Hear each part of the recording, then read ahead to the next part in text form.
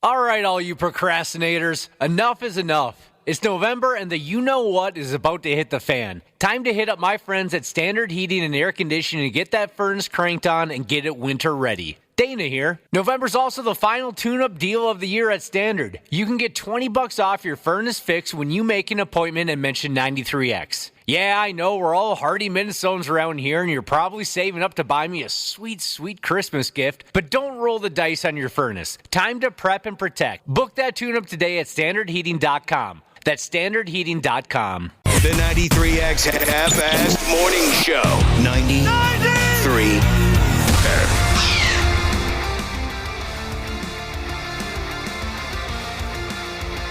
All right. It's Tuesday morning. Sure, everyone, I'm positive. Everyone feels just wonderful. Welcome to what we call around here the 93X Half-Assed Morning Show. You know, Josh, a big-time Hollywood star, asked if he could join us on today's broadcast. What do you call it? Broadcast. A big star asked if he could join us on today's broadcast, and we agreed to allow him some time. Not a lot of time. And we got things going on around here, but nonetheless, dude's got a new show coming up on a channel called FX. The show is called The Lowdown Ski. The Hollywood Big Shot joining us, so we've allowed some time. The Hollywood Big Shot joining us at 8:30 this morning is Ethan Hawke. What the hell am I supposed to ask him? I'm not qualified for this. There's plenty we could ask him. That's exciting. I've always been an Ethan Hawke fan. By the way, just so when you talk to him, today's the season finale. So the show's it started in September. So the show's season finale is tonight. He's got a few things coming up, including the release of Black Phone 2, which is coming to digital, I think, today, if it's something you want to rent or buy. He's got a brand new show on FX. It is a new show, correct? And it's the season finale. Correct. Yeah. But I'm not. He's like a damn genius, for Pete's sake. I'm just some Jay Brown who scored 5 goals in one hockey game against Minnetonka in 1986. He's easily one of the most talented movie actors ever. I don't know where to begin with him. He's got leading man looks. He's got acting chops. He's got an interesting life story. It'll be fun to talk to him. Unfortunately, we said, all we're going to give you is 10 minutes, so make it good. Right. So give us your best stuff in that 10 minutes. So hopefully we get a chance to ask him some of these questions. Our entertainer friend, Willi Myles, is going to join us, and he's a big Ethan Hawke fan, so he's looking forward to talking to him. The season finale, when does it happen? Tonight. Tonight On FX and the Hulu. show is called The Lowdown. I watched the first 2 episodes, and we were waiting for the season to end. They dropped the first 2 at the same time, so waiting for the season to end to binge the rest. So far, so good. Did you like Training Day? I've never met anyone that didn't. Of course. Denzel Washington is, if not my favorite, one of my favorite actors for sure. Everybody liked Training Day. Hey, Josh. Yes. You ever had your pushed in? No. That's one of my favorite scenes in movie history, when Ethan Hawke's character in Training Day almost gets his head blowed off in the bathtub. I love that scene. That was dark. Dude. You love that dark stuff. Yeah, I mean, it was just so intense. Yeah. The first time I saw Training Day, I mean, I loved everything about it from start to finish, but that scene in the kitchen with Joker and his buddies, and they're going to kill Ethan Hawke. You ever get your pushed in? I love that. It has the intensity, Josh, of the Russian roulette scene from The Deer Hunter. Oh gosh, that scene has stuck with me since the first time I saw it. Ethan Hawke is awesome at what he does. We're lucky to have him. I just don't know where to begin with a guy like that. I bet he's brilliant. I bet he's just a genius if you sat him down and tested him. I'm going to ask him if he hates Mark McGrath. Do they have a history or just in general? Don't you hate Mark McGrath? I'm going to see how. He seems like a nice enough guy. Well, you know the whole bit there, right? They've been mistaken for each other ever since Mark McGrath became Mark McGrath. Oh, all right. Everywhere that Ethan Hawke goes, someone thinks he's Mark McGrath. From what was the name of that band? Sugar Ray. Oh, God. Yeah, not a Sugar Ray fan. Mark McGrath seems fine. That's what I mean, I remember hearing the stories 20 years ago or more that, unfortunately, wherever Ethan Hawke goes, somebody says, oh, dude, it's Mark McGrath from Sugar Ray. I wonder if he's so burned out on that at this point. I don't know. Did you guys ever see the Ethan Hawke movie Boyhood? No. No, I read about it yesterday. Yeah. Sounds familiar. It's very fascinating because they took him 12 years to film it. They would film for like 6-8 months or, a couple months, take a break so that, everybody in the cast could age because it's a complete coming-of-age movie where they wanted the kid to literally grow up on screen. F me. It's very fascinating. Very good movie. Oh, dude. Now we got people texting in and quoting that scene from Training Day. I have a little girl! That's offended millennial Jesus. Great scene. Great movie. And he's been in so many friggin' projects. It's kind of overwhelming when you look up his bio. My God. Since he was a super young guy. And he said, though, that some of his early experiences messed him up a little bit, and he wouldn't recommend any kid go into acting until they're an adult. Just wait, kind of start learning how to do it in school plays and things like that. But they'd stay out of Hollywood. What happened when he was a kid that messed him up? Well, some of the failures... and then some of the successes, just kind of everything that surrounded more just the acting experience, he said, really got to him. The Purge? Right. That was the best, in my opinion, pretty much by far. And he was so good in The Purge. And I was so sad at how that whole thing ended up. I was hoping that, we'd go on to see more of him in different movies, but more Purge movies. That was a great movie. So The Dead Purge, Poet Society. You're really saying liked that that. The Purge was his best movie? No, that was the best Purge movie. Oh, I think I watched that one. Reality Bites. I like that one. Never saw it. Did anyone here watch Marvel's Moon Knight? No. No. It was okay, but he was great in that. He played kind of a weird villain. I was reading about him last night, Ethan Hawke, who will be our guest briefly later on. And hopefully we're getting him for 10 minutes. He's a busy guy. 8:30 this morning. I was reading there's another film he was in a handful of years ago where he plays a cowboy hunting down Billy the Kid. I've seen some of his stuff, but just from reading about him last night, I learned about 5 or 6 movies that I'm sure I would love, or at least, the premise sounds great. So we'll see how it all plays out. I just hope that, we can hang with the guy. Beer Brewing and Drinking Jesus mentions the movie Gattaca. Never saw it. And I saw it, and I want to see it again because I remember being kind of confused. And that was another movie where I don't think I was smart enough to understand. But he's good. He's good in everything. Sometimes, Cubby, it's not you. You're not the problem. Like Total Recall when that stupid movie came out. I still to this day, I have no idea what happened in that movie. I don't understand it at all. And I'm not blaming myself. I'm blaming the movie. So maybe this Gattaca, Josh, maybe it wasn't your fault. I don't know. Maybe. Ethan Hawke was... People seem to love it, so I think maybe I missed it. Ethan Hawke was in... somebody texted in. Okay, yeah, I missed this. The Magnificent Seven. That was remade recently, and Ethan made an appearance in that. I loved that movie so much. Like I was saying, there's so much that I haven't seen from the guy. What I have, I've enjoyed. Eastbound at Sundown, Jesus liked him and Uma Thurman. Yeah, that was quite the coupling, wasn't it? I don't really recall that. I think they were even married, maybe even had a kid or two. Yeah, they were married for a few years. They were like the hot Hollywood couple there for a while? bit, yeah. Well, there you go.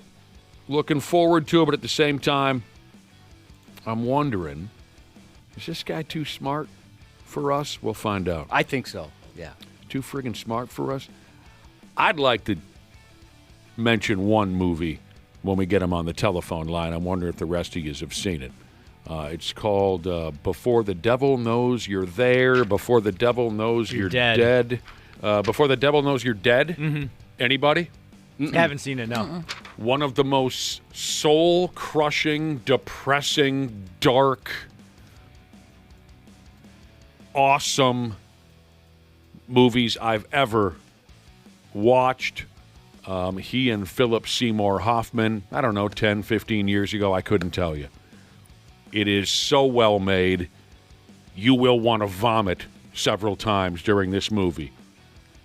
And I just want to throw that at him and say, dude. You know, it'll sound something like this, Josh. I'll say, hey, Ethan, you know that movie that you made when Before the Devil Knows You're Dead? And he'll say, yeah. And I'll say, dude. I wonder what he'll say, something like, I know. Like if he'll agree with you on your dude. Anybody in a listening audience, 651-989-9393, Before the Devil Knows You're Dead, starring Ethan Hawke and Philip Seymour Hoffman. And what was her name? Marissa Tomei. Marissa Tomei. Just, it'll destroy you. And I loved it for that reason. Oh, this is cool. I guess I didn't know he had siblings. Excessive diarrhea, Jesus said. It's kind of crazy we're having Ethan Hawke on today. He was hanging out with his brother Mike just earlier or later last week. I've been waiting this entire time, and I followed that joke. I've been waiting this entire time to see if you were going to do something.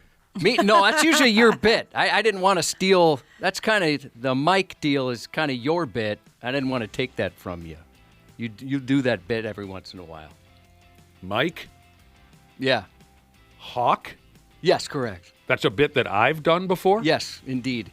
Oh, I don't remember ever cutting loose with that one. Ashley, you laughed a minute ago. Do you know what I was referencing? Yeah. I've been waiting for Josh to see if he was going to do the bit. Understandable. Still waiting for you to pounce on me. For what? I missed it. No, you haven't missed anything. Oh. I've been waiting for you to... All right. I have to say it. I don't want to say it, but I'm going to say it. I've been waiting for you to make a Ethan Hawke Tua reference. Oh, no. I wouldn't do that. He's too much of a respected actor.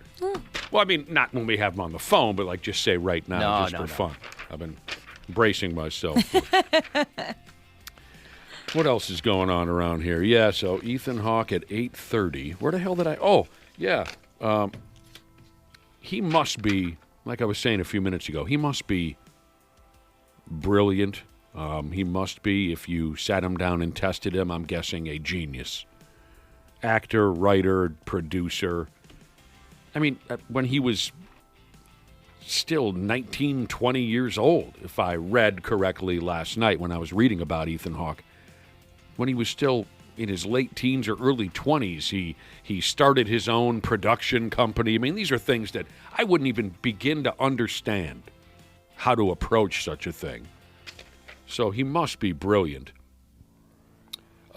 Here are, and maybe there's more of us, more of those types out there than we know. Here are 7 habits that suggest you're smarter than you realize. Okay?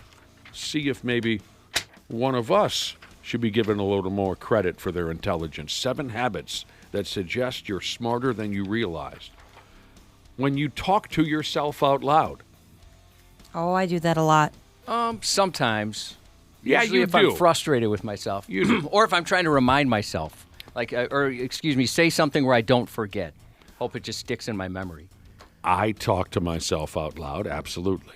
I probably do it way too much. It's pretty nice, though. I would even, like, kind of talk to myself when I was at the grocery store or in public. Sometimes I would, like, realize that I'm talking to myself. But now I don't look crazy because I have a baby with me. Again with the baby. I thought it was Josh. because you're going to say because you live in Coon Rapids and a woman talking to herself in a grocery store isn't all that out of the ordinary up there. You are right. You are right. But Now you obviously he doesn't understand anything I'm saying, but it makes me feel less crazy. You can blame it. If anyone said, hey, crazy lady, are you talking to yourself? You can now say, oh, I'm talking to my child. Yeah, just talking to the baby, You can man. just put a headphone, like an AirPod in or something. People think you're on the phone. That's a good idea. I know. I like to narrate my activities to my dog or dogs when I get Yeah. home. I narrate everything. Hanging up my backpack, going to walk over and get a dental chew. I like to kind of talk about everything I'm going to do. I think we relate on this, Josh. Don't we both,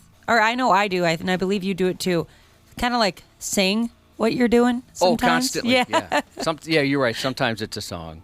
I talk to myself. I do. I like to pretend I'm Morgan Freeman, though, and then narrate kind of what I'm doing. Not if anybody's around, but certainly my dog's here quite a bit. I do something similar, Josh, where sometimes when I'm playing video games like Mario Kart or Donkey Kong, I'll talk out loud as if I'm announcing what's happening in the action. Like, oh, brilliant move by Wessel there. He's taking the lead for sure. And I do it in a British accent for like some that reason. you're British. I know why, yeah. because you're doing like a soccer match. Yeah, it sounds like. exactly, yeah. I talk to myself out loud quite a bit. Usually, the most common thing that I say out loud is, okay, what the hell am I doing? Sometimes I have to verbalize that in order to remember what I was in the middle of or what my next task was going to be. So I think we hear that at least once after every show when we're all hanging on the studio together. Oh, yeah. It helps me to head in the right direction. If you stay up late into the night, you might be smarter than you realize. Well, that used to be me. Oh, I love staying up late. Yeah, me too. It's tough to do now, obviously. Yeah. It used to be me, but even on the weekends, I don't enjoy staying up too late because I just feel so horrible the next day. Studies show that people who naturally prefer evening hours tend to score better on all kinds of tests and things like that. Now, if this nightmare ended today and I had no reason to wake up in the morning, I wonder if I would go back to my night owl hours, which I loved so much as a young person. 3, 4, 5 o'clock in the morning staying up and then wake up around 1 or 2. That was my preferred wheelhouse. I don't know. I wonder if now that I'm not a kid anymore, maybe that wouldn't feel so good anymore to stay up so late. This person here says that we're crazy for talking to ourselves. He just talks to the Victorian-era ghost that's sitting next to him. But we're crazy. Doodling.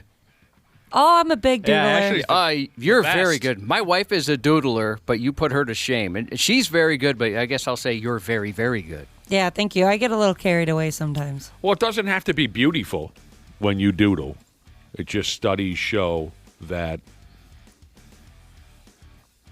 during meetings or during downtime, you just weepity deep, deep, deep and draw little pictures or shapes or anything. If you are a doodler, I do that, every single day here. it shows intelligence. I'm doing pretty good so far. Asking a lot of questions.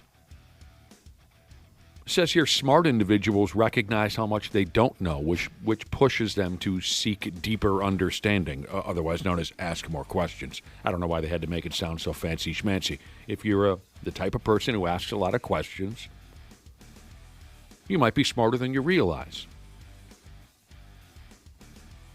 Enjoying regular time alone. Yeah, I'm a fan. Being alone rocks. Yeah, it does. Some folks can't stand it. That's so strange to me. I know a couple that really can't. I know a couple people that it drives them nuts where they have to be on the phone or they have to be with people at all times. And I can tell, I'm pretty far down the phone list when they're driving. I can tell. There's one in particular I'm like, well, they must have had a lot of people that didn't answer. 4 or 5 Yeah. missed calls. Yeah, one of the kids for sure I know. Well, I'm number 5 or 6. So sometimes So- I'll have to ask, all right, who didn't answer? Where am I at today? So these people, you can tell when they call you, you can tell they're simply calling you out of loneliness. Correct. Yeah, I don't know if it's loneliness or what it is. Just they don't like being with their own thoughts or what the situation is. But, yeah, they need to be in constant communication or around people at all times. Yeah, I know a couple people like that as well. They will just get in the car and go anywhere. Get in the car and start popping by people's places. Just because being alone, and they live alone too, being alone in their own place, they're just not comfortable. So they have to be amongst people. As you might imagine, when COVID hit town, and for a couple weeks there, we were encouraged to, just stay away from each other. It made them mental. Oh, I know that affected quite a few people, even those that like being by themselves. I mean, certainly just that extended period of time. For me, it reestablished how much I enjoy just sitting and doing absolutely nothing. Yeah, same here. I thought this was pretty cool. It gave me a reason to slow down, and when I did, I didn't think I was going to like it, but I did. I really liked it. Night after night after night after night, not going anywhere. Suddenly I thought, wow, maybe I was meant to be a hermit of some sort.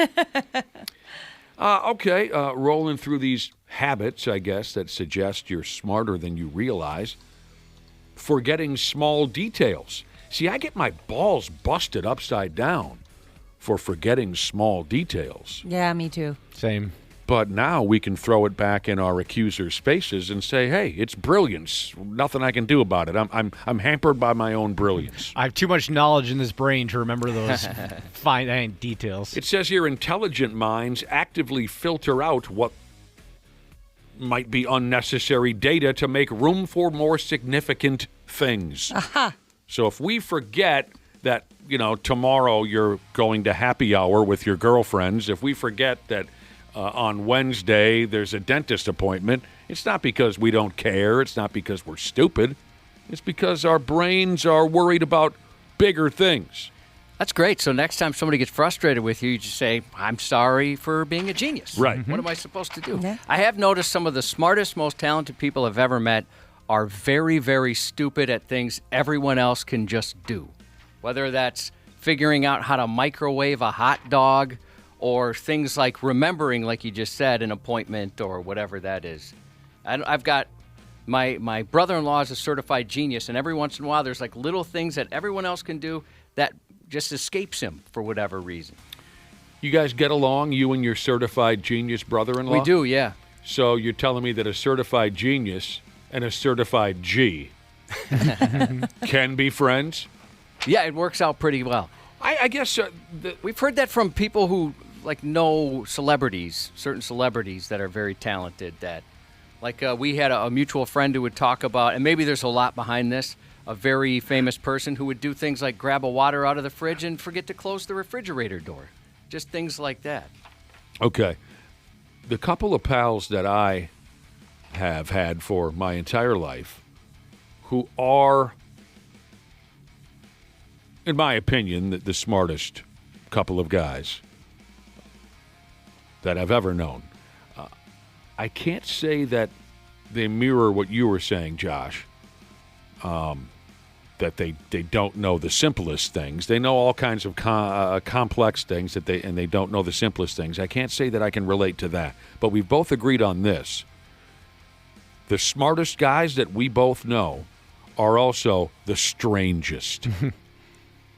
They're just strange, kind of awkward dressers. They're awkward in how they have conversations with other people, right? We've agreed on that they're a little odd. For some of them, yeah. All right, this last little habit that might suggest that you're smarter than you realize goes against what I was told, and that is swearing more than average. I remember when I was a kid, when I would really get to cussing, an adult would usually tell me, it makes you sound stupid. Yeah, that's a sign of low intelligence. Right, it's a sign of low intelligence. Well, this report contradicts that. Sweet, I cuss a lot. Well, Didn't you say of this list, Ashley, that you're pretty much a genius? Yeah, I'm doing pretty good. I thought you said, looking at this list, that you were essentially one of the smartest people we've ever met. Yep, you're welcome. now it's... Well, thank you. We're very appreciative. Yeah, we that are. someone of your intelligence would bother to mix with the three of us, pure donkeys, the three of us. We're very pleased that you would join us. But keep in mind on this swearing thing, it sounds to me like you got to be able to mix it up. If everything is MFer to you, if you have one favorite curse word that you constantly dump over and over and over again, that doesn't necessarily mean you're of higher intelligence. But if you can mix it up and use a variety of curse words, and maybe ones that, you're only lucky enough to hear once every few months, that's when people... So you know what that means. My twin brother, must be beyond brilliant. He knows curse words that some of you have never heard of. He knows how to cross and mix familiar curses into brand new it's unbelievable. I've always appreciated that in somebody. He can do things. Innovators. Yes. 80s made me, 90s raised me, she just said her best friend is an engineer at Google. Forgot to put water in Easy Mac before she put it in the microwave, set off fire alarms in her building. NWO Jesus said his son is a smarty pants, but the dumbest kid he knows. Can't do basic things, but he can solve a math problem that could save the world. He said it's weird. It is. Yeah, I mean, that's kind of how it goes, right? There's so much brain power is diverted to stuff that we can't even understand the topic, but it's the little things that we can nail, like putting water in macaroni, that we just destroy them at. Everybody's wired different. A good buddy of mine he's a baseball analytics writer. He really gets deep into the stats, understands numbers and everything, like a mathematician essentially. And recently, him and his partner, they were watching Unsolved Mysteries, and the episode ended, and he goes, "Well, what the hell? We don't know what happens?" And she goes, "The show is called Unsolved Mysteries." Yeah, I wouldn't be able to watch that show. That would piss me off. We've all got our strengths and weaknesses. Yeah, it's interesting to kind of try and figure each other out or even figure ourselves out. Why can I so easily understand one thing and then there's a handful of others where you got no chance? No chance. Just a quick example of one of my smart friends who just the oddities, there's no end to the oddities. I mean, one time, I'll just give you two quick examples. One time, his wardrobe is so bizarre that he walked out into public once in an outfit, and people thought, "Who are you trying to be? What costume are you wearing? Who are you supposed to be?" And he was too embarrassed to respond. As his friends, we had to say, "He's not dressing up like anything. That's his regular stuff." You know what I mean? And he doesn't see it. He doesn't see any difference in his dress than everybody else's when it is noticeable from a mile away. He has no skill set to dress himself properly. This is a guy who once, I guess this will be my other example. I know I've told you this story before, Josh. One day, because he lived in my neighborhood, I'm in my garage, and I'm sweeping out the garage, spring cleaning kind of a thing, and here comes this friend of mine who's riding alone on a tandem bicycle with a flat back tire. One man on a tandem bicycle with a flat back tire, and he rides it up my driveway. On his person, he has 3 different sets of sunglasses. One set of sunglasses on his face, one set of spare sunglasses tucked down his shirt collar, and one tucked into the top of his head, like in his hairdo, right? Yeah. And he says, "What's going on?" And I said one thing to him. I said, "You look so friggin' stupid right now that if you don't get off my property immediately, I'm going to call the police." But that's the thing, is he's this brilliant guy, but he goes out in public like that and then wonders why everyone's looking at him. It's like gambling manager Jesus said, there's book smarts and street smarts. Very, very true. And somebody else brought up a point earlier that, sometimes those people are so busy in school, so busy studying, they've never had an opportunity to learn how to communicate with Right. people. Yeah. You're right. So that's why they're socially awkward. It's very interesting. Oh, for Pete's sake, see Willi Myles. Going to swing by later. We'll talk to Randy Shaver and all that, but we might as well get headed in a certain direction. That direction will lead us to the stupid news, and we'll dive into that when we return here in a few minutes on the Half-Assed Morning Show. The 93X Half-Assed Morning Show. All right, all you procrastinators, enough is enough. It's November and the you-know-what is about to hit the fan. Time to hit up my friends at Standard Heating and Air Conditioning and get that furnace cranked on and get it winter ready. Dana here. November's also the final tune-up deal of the year at Standard. You can get $20 off your furnace fix when you make an appointment and mention 93X. Yeah, I know we're all hardy Minnesotans around here, and you're probably saving up to buy me a sweet, sweet Christmas gift, but don't roll the dice on your furnace. Time to prep and protect. Book that tune-up today at standardheating.com. That's standardheating.com. This episode is brought to you by Progressive Insurance. Do you ever think about switching insurance companies to see if you could save some cash? Progressive makes it easy. Just drop in some details about yourself and see if you're eligible to save money when you bundle your home and auto policies. The process only takes minutes, and it could mean hundreds more in your pocket. Visit Progressive.com after this episode to see if you could save. Progressive Casualty Insurance Company and Affiliates. Potential savings will vary. Not available in all states. Thursday Night Football is on, and it's only on Prime Video. This week, it's an old-school rivalry as the Las Vegas Raiders collide with the Denver Broncos. Coverage begins at 7 p.m. Eastern with football's best party, TNF Tonight, presented by Verizon. Not a Prime member? Not a problem. Simply sign up for a 30-day free trial. It's the Raiders and the Broncos, Thursday at 7 p.m. Eastern, only on Prime Video. Restrictions apply. See Amazon.com/Amazon Prime for details. Stupid news on the Half-Assed Morning Show.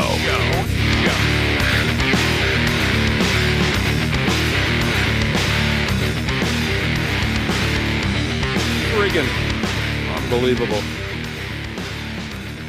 Squirrely bastards. Not you folks. We're surrounded by them. Squirrely sumbitches around every corner, trying to get away with whatever they can. In a place called Evansville, Indiana, here's a jabroni. Gonna have to spend some time in jail for this. He went ahead and tried to steal this and that from his neighborhood hardware store. I love my neighborhood hardware store. I dig the vibe in there. I like looking at what they have for sale. I dig the people who work up in there. I would never do anything to cause a problem at my local hardware store. There's some of the smartest people that work there. You can just say, hey, I need like a 3/4 inch, this and that. They're like, oh, yeah, aisle 7, halfway down, third shelf on the left. Totally agree. And you're like, oh, wow, that's very impressive. It's how they make a living, Dana. Mm-hmm. They've got that store memorized up and down. Although I did have one little experience at my neighborhood hardware store that was hilarious. I think we have more hardware stores in my town than people at times. We have so much variety of hardware, whatever you need. That's a good point. Somebody who grew up in Eagan, I can attest to that, Josh. And we just got another big one, so we got quite a few. This made my day a few years ago. I was looking for some lag bolts. I was hanging a television on the wall, and I needed some of those big fat-ass lag bolts to put that sumbitch up on the wall. So I walked up, and as soon as I walked into the joint, there was a 18, 19-year-old kid sitting there with his little vest on with the store name on the vest. He was clearly an employee. It's a bigger joint, so I didn't feel like walking around and looking. So I approached this kid immediately, and I said, hey, man, what aisle you guys keep the lag bolts in? And this kid said this was his exact response.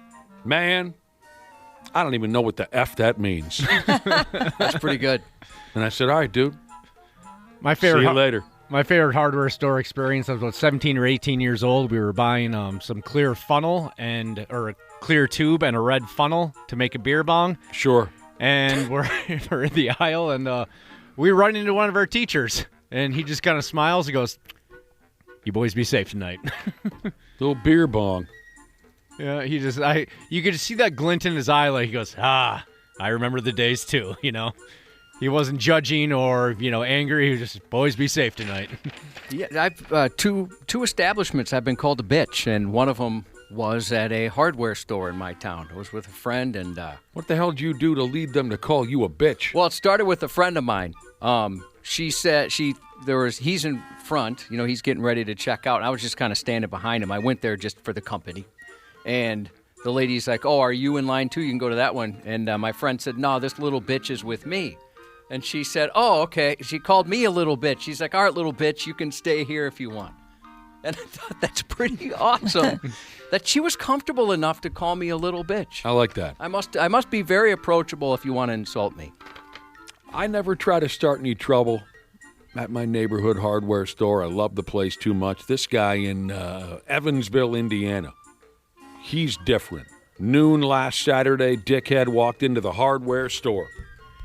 He goes by the name of Joseph something or another. Let's just call him Joe. He goes by the name of Joseph. He was dumping power tools down the front of his filthy blue jeans. And this guy's mugshot is cute. Is this up on our website? He looks like a true blue numbskull, this guy. I'm not sure if this one is. I'll have to double check. If it's not, I'll put it up there. Yeah. I like the look he's wearing around town. Anyway, Joseph was walking around the store with a, quote, noticeable bulge. Just once. I want that said about me just once. And I got high hopes. A happy man. I got high hopes that it'll happen to you one day. Joseph was walking around the store with a, quote, noticeable bulge at the front of his pants. The cops walked in. They got a telephone call from the folks running the hardware store saying, you know, we might need some help with this puke bag. The cops walk in and see that Joseph looks like he has a cannon in his shorts. And the cops more or less said, hey, brother, no offense, but we have doubts you're that large. What do you got in there? Joseph had a Milwaukee brand M18 1.25 inch foot, I don't know what it is, router in there. I mean, I know what a router is. I don't know the exact verbiage here, but imagine that. Huh? I'd like one. I wouldn't really know how to do anything with it, but I think it would come in handy. Just fun to have. Don't you have a lot of tools that you... Way more tools than a guy who doesn't know how to use tools should have. So he had one of these Milwaukee brand routers in his pants, which I can't believe that having an item like that slam dancing with your sensitive bag, I can't imagine that would be too comfortable while walking around a store. But at first, Joseph told the cops that he was going to pay for the router. He said he was just carrying it up to the counter that way. Oh, yeah, as one does. Up against my penis and my balls. I'm carrying it up to the counter that way, and then I'm going to pay for it, he said. That would be so ridiculous if that was true. I forgot a cart or a basket. Yeah, you're working the register, and this guy just pulls stuff out of his pants. Everything that I buy, I first place down the front of my pants. Eventually, he admitted, pathetic as it sounds, that he planned to steal the router so he could sell it and then use that cash to have the power turned back on over at his house. They cut the power on a pimp for not paying the bills on time. So Joseph went to jail. Sad Joseph. Here's a dishonest character right here. Again, squirrely. From Russia, too. So nobody's going to be surprised that he did something stupid. A factory worker called Vladimir. Here's what he pulled off. One day, by accident, Vladimir not only got his paycheck automatically deposited into his bank account. That's how we do it these days, right? Automatic deposit. Yep. One day, by accident, Vladimir not only got his paycheck automatically deposited into his bank account, but he got damn near everybody paycheck deposited into his bank account. It's a nice surprise. Can you imagine the shock of something like that? That happened to me once, actually. When I was 16, my dad, opened up a joint checking account with me, and he went one day to go put a check in, accidentally put the check into my personal account. So I remember calling, 1-800-US Bank, seeing if I had enough money in there to buy, a Limp Bizkit CD or something. And it was like, you have $5. I'm like, oh, only $5. $1,283. I'm like, oh my God, I'm rich. But no, that was a mistake. I should have just spent all the money and not said anything.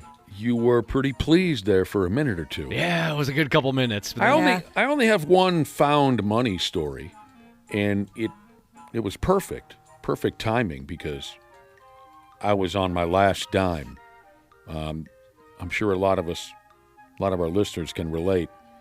I had about 11 cents to my name. I was 17 or 18 years old. And, I wasn't too worried about it, Cubby, because all I had to do was pull off another scam. I knew I could get my hands on some money soon enough, but I needed it now because I was dying for a chew. I had run out of chew. I had nothing. And some of you chewers have been there. I'm even looking through the trash cans for empty cans to see if if I can just scrape up just enough. I'm dying for a chew. I got no money. And I had this one junk drawer in my bedroom that I would throw everything in. One of those drawers where you can't even pull the sumbitch out. It's so choked with random garbage. And that's my last desperate move is, okay, maybe I put a half a can of chew into this junk drawer. I get the drawer all the way open. I'm sifting through all the garbage. And at the very, very back of the drawer, it had been pushed back there over time, was about $300 in cash. Whoa. So I must have been stashing spare cash in this drawer and forgot all about it. So not only did I have enough for a can of chew, Jesus balls, I had more money than maybe I'd ever. So here's this guy in Russia. Vladimir, again, is the name. He's a factory worker. By accident, he got his paycheck automatically deposited into his bank account, but he also got everybody else's. And then when the factory he worked at told him, hey, that was an accident, you need to give everybody else their money, he said no. Now, to me, that sounds like a great way to get your friggin' jaw punched loose. You're going to go ahead and steal hard-earned pay away from big, dumb Russian factory workers? What are you, nuts or something? Says here, $87,000 was deposited into Vlad's bank account one day, wired by mistake because of a software glitch. Only a small amount of that money was actually meant for him. 34 of Vlad's big barrel-chested Russian factory co-workers, 34 of them lost their paychecks because of this. And he says no. When the company called him and said, yeah, you need to. Nope, I'm not going to do that. His telephone's ringing off the hook. It's work over and over and over again, calling him, telling him to give the money back. But Vlad did something that only the smartest people do. He turned on his computer and he did some of his, quote, his own research. Instead of how the sheeple do it, just aimlessly following orders, believing everything you're told, he did some of his own research. And he told his workplace that his own research told him this. He said, since it was a technical error by the company, he had the right to keep the monies. The balls on this effing guy. Yeah, no kidding. Oh, then he upped and bought a new car. All right, I'm using the money for good. Then he upped and moved out of town. I think you'd have to. Yeah, even out of the country. They'll find you, though, in Russia and toss you out a window. That's kind of how they do things. This dude's going to end up in pieces somewhere. He's going to end up in a river. Yeah. So the factory lawyered up, froze his bank account, called entitled douchebag Vlad into court. Eventually, it was ruled that he should give back the monies, but stupid Vlad has filed an appeal. He still considers himself entitled to the money, and he has no plans to return it. Says here, this Vlad butt plug is similar to a dude in Chile. How do you say it, Josh? Do you know? Chile? Vlad is not alone. A dude in Chile a few years ago accidentally received 286 times his normal salary. All that money's, on accident, got dumped into his account. And the pecker had disappeared without a trace. Nobody's seen the sumbitch since. That's how you do it. That's how you try to do it. Well, they haven't seen him because he was murdered. He's chopped up in some pieces. Man,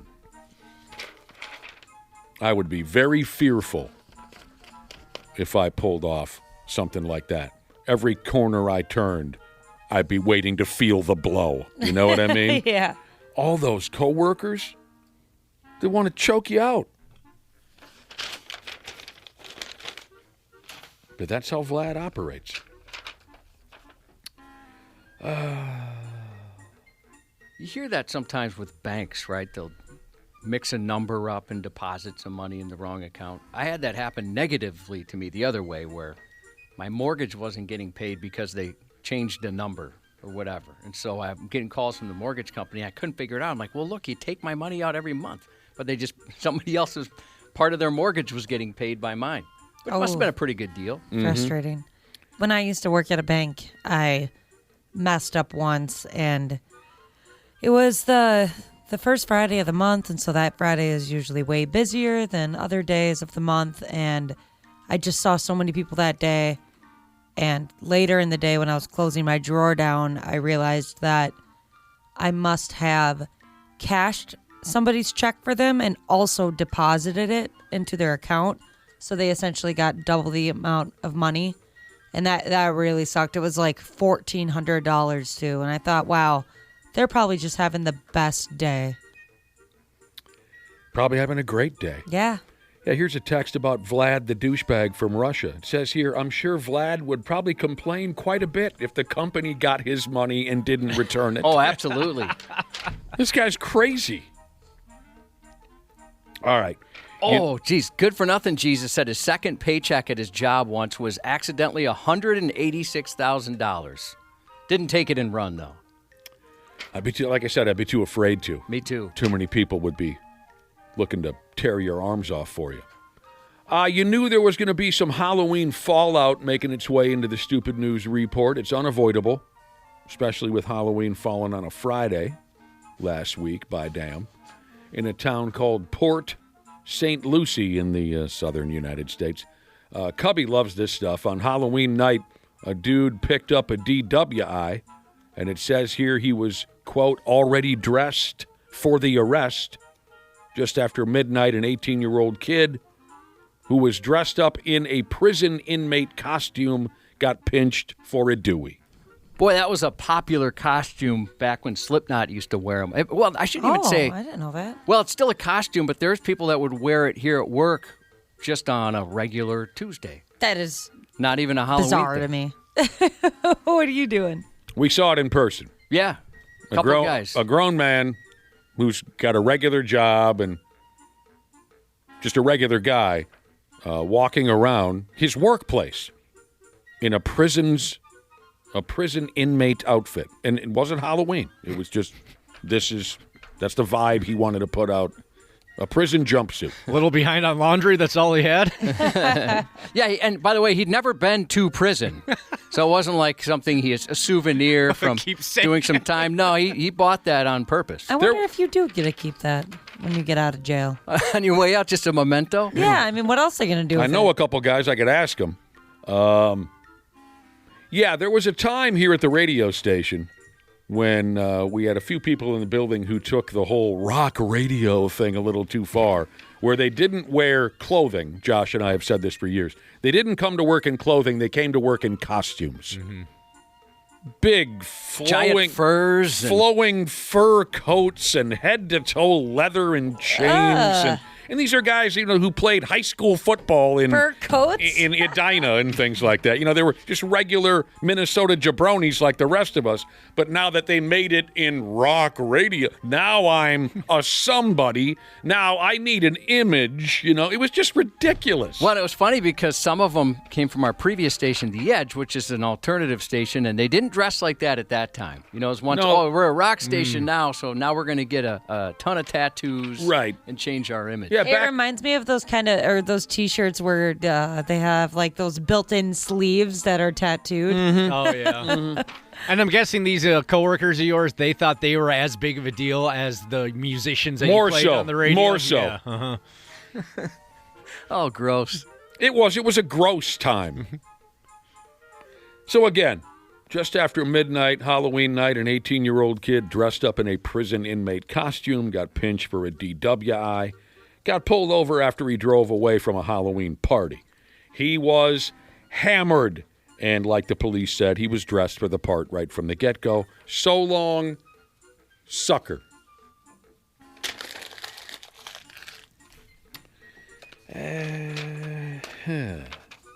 Yeah, I liked the costume show that we had here for a few years. It was very entertaining.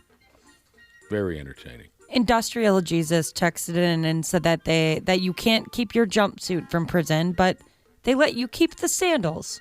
Oh. That's wonderful. Oh, who doesn't need a spare pair of flip-flops? Yeah. Right? Silver lining when you get arrested. You get a free pair of sandals. My prison sandals. Which I'm sure are just the thinnest, least comfortable flip-flop on the market. Yeah. Where the thong on the top just tears away It's at your dental foot floss. skin, tears away at the skin on the top of your feet. Hard plastic, I would imagine. Hard plastic. Here's some good, clean fun. A prank war that cut loose this Halloween. On one side, the police department in a town called Heflin, Alabama. And on the other, the seniors at the local high school. A week or so ago, the class of 20 and 26 TP'd the piss out of the local cop shop. There was A-wipe hanging from the police station itself. Every squad car got nailed. New cop was in the corner puking his guts out. The Heflin police chief, a feller by the name of Ross McLaughlin, he vowed to get back at the little bastards, the high school kids. So McLaughlin went ahead and formed a special task force for an extravagant tactical operation. Operation, let's get those virgins. That's awesome. That's so cool that they did this. Just like he might gather up some of the best cops on the force to execute a big dope raid, he gathered up as many cops as he could to give the high school kids a little taste of their own medicine. I bet that was so much fun on both sides. Mm-hmm. Instead of being total decks about it, the cops, and maybe handing out vandalism tickets or whatever, the cops just straight up bombed the houses of all the high school seniors in town with rolls and rolls and rolls of toilet tissue. They got them back. And this McLaughlin police chief dude even posted a cute warning on Facebook before they evened the score. He wrote, "Dear high school kids, we think that rolling the police department was a little uncalled for. But as we enter into Halloween season, we don't want to hear any crying when we load up and go full-out tactical ninja-style old school rolling at your parents' house." Ninja style. He warned the dorky high school kids that they had messed with the wrong police department. Because, he said, the cops on staff over there are made up of folks who grew up pulling the same pranks. He said, "We are," referring to the police force, "children of the 80s and 90s who perfected this craft before you little peckerheads were even a wrinkle in the sheets." So fun. I'd love a tactical TPing from some heroes. Yeah. I hold that as a badge of honor. Absolutely. He even misled the stupid kids with his Facebook post. He made them think they were going to strike on Halloween night proper. How do you say Proper? it? Proper. But they cut loose on them on October 29th when they'd least expect it. Brilliant. And the cop wasn't done talking on Facebook. He said this whole time the class of 26 expected retaliation on Halloween night. And I let them believe that. But I learned early in my career that any tactical situation, 3 things must be accomplished for success: speed, surprise, and violence of action. Oh, that's what they say. A lot of the novels I read, about those types of guys, they always say that. That's badass. Mm-hmm. Old school rules were put into place, the cop said. We parked down the road, approached the target on foot. So they bombed the homes of all the seniors in town. The cop bragged that they attacked with mongoose-like speed and military precision. Gosh, that must be so fun to TP a house when you don't have the threat of being caught by the police. Right. Yeah, we were always looking over our shoulder, or at least trying to. Yeah. Our That's one neighborhood. of the. Oh, sorry. Go ahead. No, you go ahead. That's one of the reasons why we would park down the street, though, so that if the cops came, the car wasn't like right there, so they can like box you in. I find that cute that they still park down the street. Yeah, you wanted the option to run Yeah. into the woods or whatever, right? Yeah. The main goal, he said, the cop, McGlawn, again, the chief of police, the main goal was to have fun with the community. He didn't see any harm in what the kids had done to the cop shop. Little A-wipe, whatever. We'll clean it up. And he threw this into the mix. As long as they're toilet papering, the teenage kids, they're not getting into trouble doing something else with drugs and alcohol. Yeah. That was always a lot harder than I thought it was going to be, because I always saw it in the movies, and it always looked like so effortless when you toss that roll of toilet paper up. Yeah. But you really gotta. It takes some skill. Well, you have to, in your delivery, in your release, you have to create that backspin. Yeah. You have to, your wrist and fingers, there's a follow through. You're right. I mean, I remember back in the day when we would TP houses and there'd be a couple of rookies in our group, and they would go, ha, ha, ha, and throw the toilet paper roll, and it would just be a flying toilet paper roll that would land fully intact on the other side of the tree. It's like, no, dude, you've got to give yourself a little slack. It's all in the release with the fingers and the wrist. You have to get that backspin. Yeah, it is. It's harder than you think. Well, once you get the hang of it, you get the hang of it. But if you're new to it, yeah, you can F it up. Our neighborhood got egged, and one of the cops came out, and he was hilarious about, just like in the story where the cops were like, we've been doing this before you were born. He had a whole strategy on exactly what happened. Like, he pointed to some broken eggs in the street, and he said, here's what happened. They started out with these. They held them a little too hard. They crushed in their hands. Yeah. Some of the higher ones were either older kids or some of the athletes. The lower ones were either younger kids or girls. And he was going through this whole rundown of what happened. And I thought, this guy's a friggin' genius. Seen it a million times. And he even said at the end, he's like, I know it sounds like I know a lot about this. I promise I've never done this on my own. Uh-huh. He's been on the front lines, Cubby, many times. Yeah, he knew his stuff. That's so fun. And he also said, here's the thing, like, this is what's going to happen. Within a day, they're going to post this on social media, and then we'll go talk to him. And that's exactly what happened.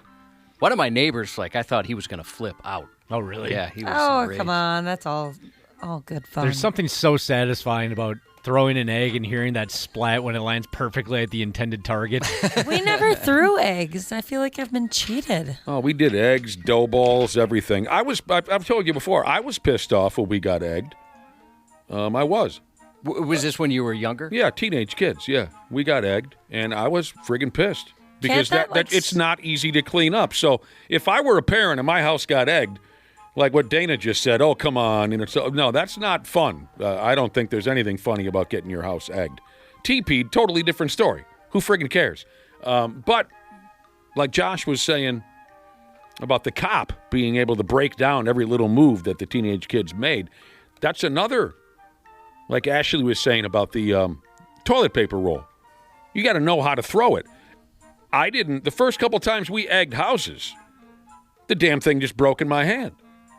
You can't throw it like a baseball. There's got to be you got to be subtle. A little finesse to it. There's got to be some finesse involved. So for you kids who have never egged a house before, just know those first couple might be rough until you learn you learn that touch. Can't eggs strip paint? Oh, That's yeah. what I heard. We were Yeah. lucky. There was no real damage. That's what I thought, too. Like, oh, man, we're in so much trouble here. Even the cars got egged, and luckily there wasn't anything no lasting damage. Yeah, I was pissed.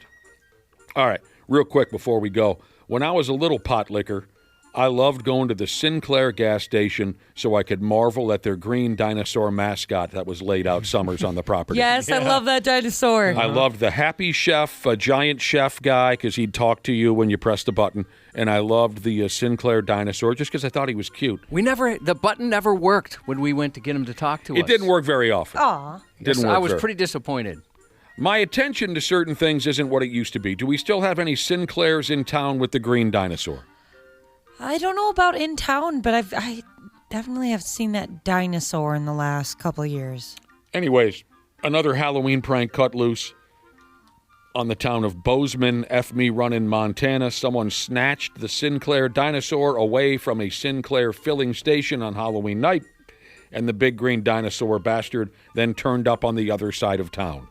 Surveillance video recorded several people carrying the green mascot away in the middle of the night. By the next morning, hikers out in the woods spotted the sumbitch set up nicely in a spot where the big fake dinosaur looked as if he's watching over the town. Keep him there. Yeah, so the folks, wasn't kept there. The folks who snatched him up set him down in kind of a cool spot. If you see the pictures, do we have the pictures anywhere? No, but I can post him. They set him up in a cool spot. The gas station owners said the prank was cute, but they said next time someone's going to get their ass knocked out. I like their delivery there. Someone asked the gas station owners, what do you make of the dinosaur getting stolen and put over here? They said, it's Halloween. It was a Halloween prank. Don't get us wrong. We thought it was funny. But next time, someone's getting punched in the mouth. I imagine that would be pretty heavy. Heavy. According to Google and a S-ton of texts here, Champlin has the dinosaur. You can find that at the Sinclair there. The dinosaur wasn't damaged at all. He's back at the gas station now where he was always meant to be.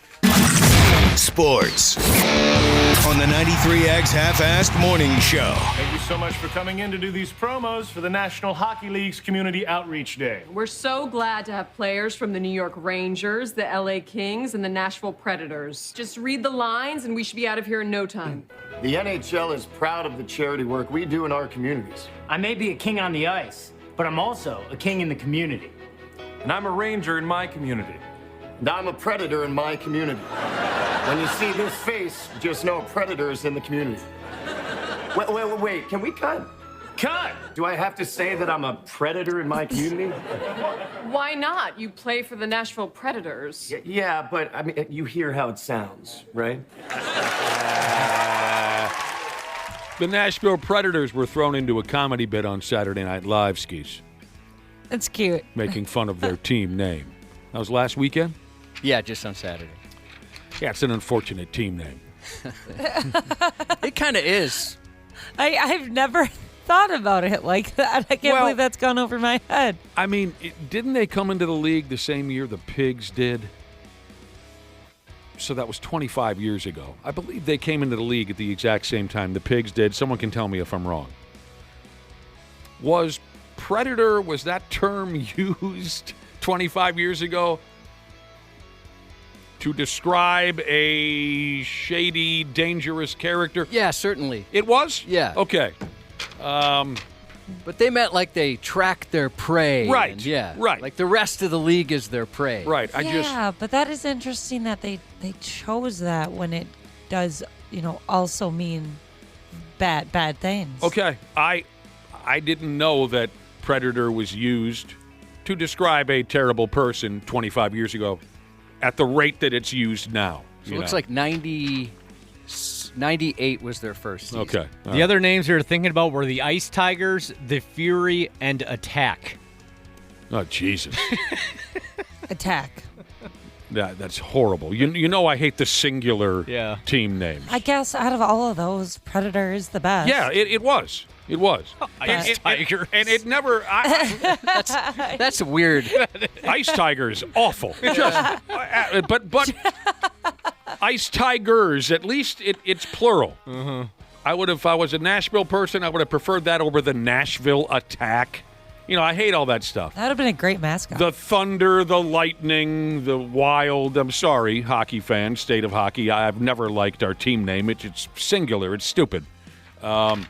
But yeah, it didn't really dawn on me for a long time that the Nashville Predators could be poked fun at for that reason, but lately it's quite obvious. So they had fun with that on Saturday Night Live, and it sounds like the Nashville Predators take no offense. Speaking of hockey and the Nashville Predators, they're in town tonight to play the Pigs. Timberwolves won last night. Randy Shaver will join us at 7:30. I think see Willi Myles as well. We got plenty to cover then. Till that point, stick around for Josh's news report. The 93 Ags Half-Assed Morning Show. All right, all you procrastinators, enough is enough. It's November and the you-know-what is about to hit the fan. Time to hit up my friends at Standard Heating and Air Conditioning to get that furnace cranked on and get it winter ready. Dana here. November's also the final tune-up deal of the year at Standard. You can get $20 off your furnace fix when you make an appointment and mention 93X. Yeah, I know we're all hardy Minnesotans around here, and you're probably saving up to buy me a sweet, sweet Christmas gift, but don't roll the dice on your furnace. Time to prep and protect. Book that tune-up today at standardheating.com. That's standardheating.com. This episode brought to you by Progressive Insurance. Do you ever find yourself playing the budgeting game? Shifting a little money here, a little there, and hoping it all works out? Well, with the Name Your Price tool from Progressive, you can get a better budgeter and potentially lower your insurance bill too. You tell Progressive what you want to pay for car insurance, and they'll help find you options within your budget. Try it today at Progressive.com. Progressive Casualty Insurance Company and Affiliates. Price and coverage match limited by state law. Not available in all states. Family Matters amplifies the loudest and the proudest political voices in the Black community today. What's up, guys? I'm CJ Pearson. There's so many incredible perspectives here in the Black community that you're going to hear from each and every week. Because faith matters, country matters, and family matters. This is exactly what the mainstream media was missing by not actually going to Black churches, going to Black barbershops, talking to the people at the forefront of this change in the community. Let me start here. Family Matters with CJ Pearson. Each and every week. We'll see you here. Talk to you soon. Follow and listen on your favorite platform. They want to glorify the fact that they're criminals. It's dumb. These guys are dumb. They deserve to be tossed under the jail just for being dumb. The 93X Half-Assed Morning Show. Wouldn't you like to be liked? Well, up to a point, but if you wanted to be liked, I should never have gotten involved in politics in the first place. Remember, success for a politician is 50% plus one. You don't have to have everybody on board. Well, there's some breaking news this morning. Former Vice President Dick Cheney has died. He died late yesterday at the age of 84. His family issued a statement saying his beloved wife of 61 years, Lynn, his daughters, Liz and Mary, and other family members were with him as he passed. Cheney served as the 46th Vice President of the United States from 2001 to 2009 under President George W. Bush. He previously served as White House Chief of Staff for President Gerald Ford. The former vice president died due to complications of pneumonia and cardiac and vascular disease. Is that right? Served under President Ford, huh? That dude's been in politics for a long time. Yeah, I mean, even before that, he's been in politics before that. He's a tough son of a gun. I mean, he survived a heart transplant, lived for many, many years after that. Jesus, criminy. If you're just waking up and haven't heard, Vice President Dick Cheney passed away at 84.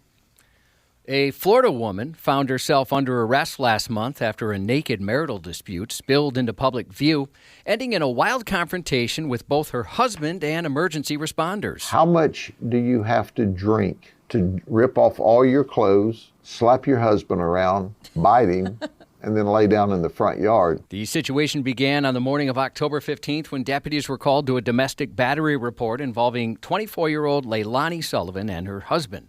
The couple had been arguing, and the husband said things got out of control thanks to his wife. The charging document doesn't spell out what started the dispute, but it does say Sullivan began choking the life out of her husband to the point he couldn't breathe. Then, after completing step 1 of autoerotic asphyxiation, he never had time for step 2, because after she released her grip on his neck, she rained haymakers on her freshly choked husband. So there's things you ought not to do. And one of those things is you ought not to bite and hit your husband. But that's what Leilani Sullivan did. When police tried to take her into custody, tensions only grew, and she did not take kindly to the idea of being arrested. Did she flip out? She flipped out. Yeah. A female deputy attempted to help Sullivan get dressed, hoping to restore at least a bit of dignity to the scene. Jug still swinging. But those efforts were not welcomed either. She fought the cop, And when a female firefighter stepped in to assist, Sullivan socked her in the sweater cannons, punching each boob. Ow. She's scheduled to appear in court later this month. Wow. Well, you want to answer the question, anybody? The question was, how much do you need to drink before you strip off all your clothes and tune up your significant other in the front yard? At least a $7.50. Sure, yeah. An entire bottle of hooch? Yeah.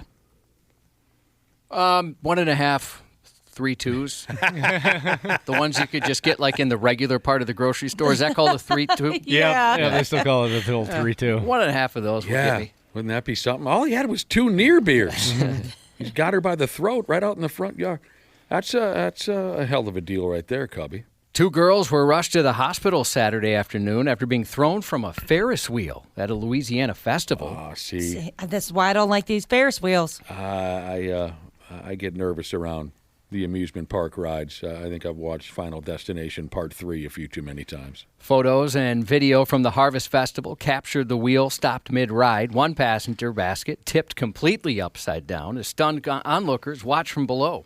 Witnesses said the girls were ejected while the Ferris wheel was still rotating, tumbling more than 20 feet onto a steel platform, with a third rider clung desperately to the overturned basket, suspended about 15 feet in the air. Things are supposed to swing with it, but it got stuck. And so as it was going around, it was just like stuck at an angle when they flipped out of it. According to the state fire marshal's office, officials are investigating what caused the malfunction. A police spokesperson said one girl suffered broken bones. The other may be experiencing a brain bleed. Jesus criminy. As investigators sort through what went wrong in Louisiana, another thrill ride is also drawing scrutiny. This time for safety lapses caught before anyone got Final Destinationed. A popular roller coaster at the World of Fun amusement park in Kansas City, Missouri was temporarily shut down to address an issue with its lap belts. Then she said, my seatbelt came off. It was completely undone. The World of Fun. The World of, or Worlds of Fun, I should say. Worlds of Fun is what they call it. More than one. Yeah, I'll tell you what, those things make me a little nervous now and again. The faster ones, the more powerful ones, I assume I'm going to be thrown across town. Last Thursday morning, a Division of Fire Safety amusement ride inspector went to the park to conduct an inspection of the coaster and found multiple lap belts failed to lock tightly. Oh. Can you imagine? No, not at all. Feeling. That's absolutely terrible.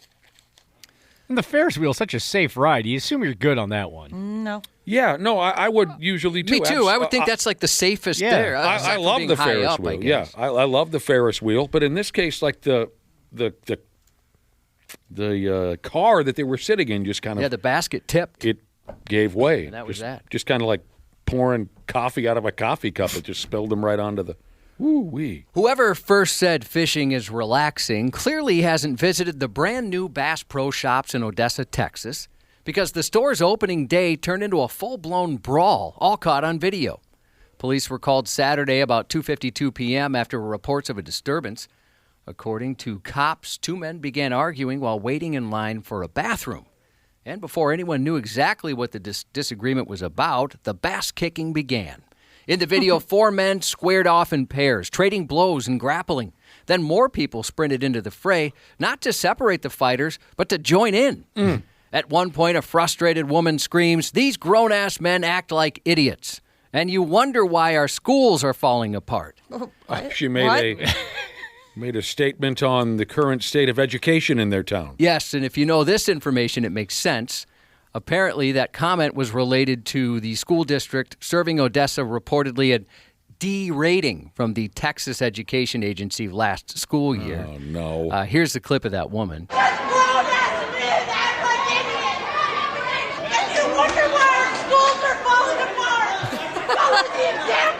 That is so...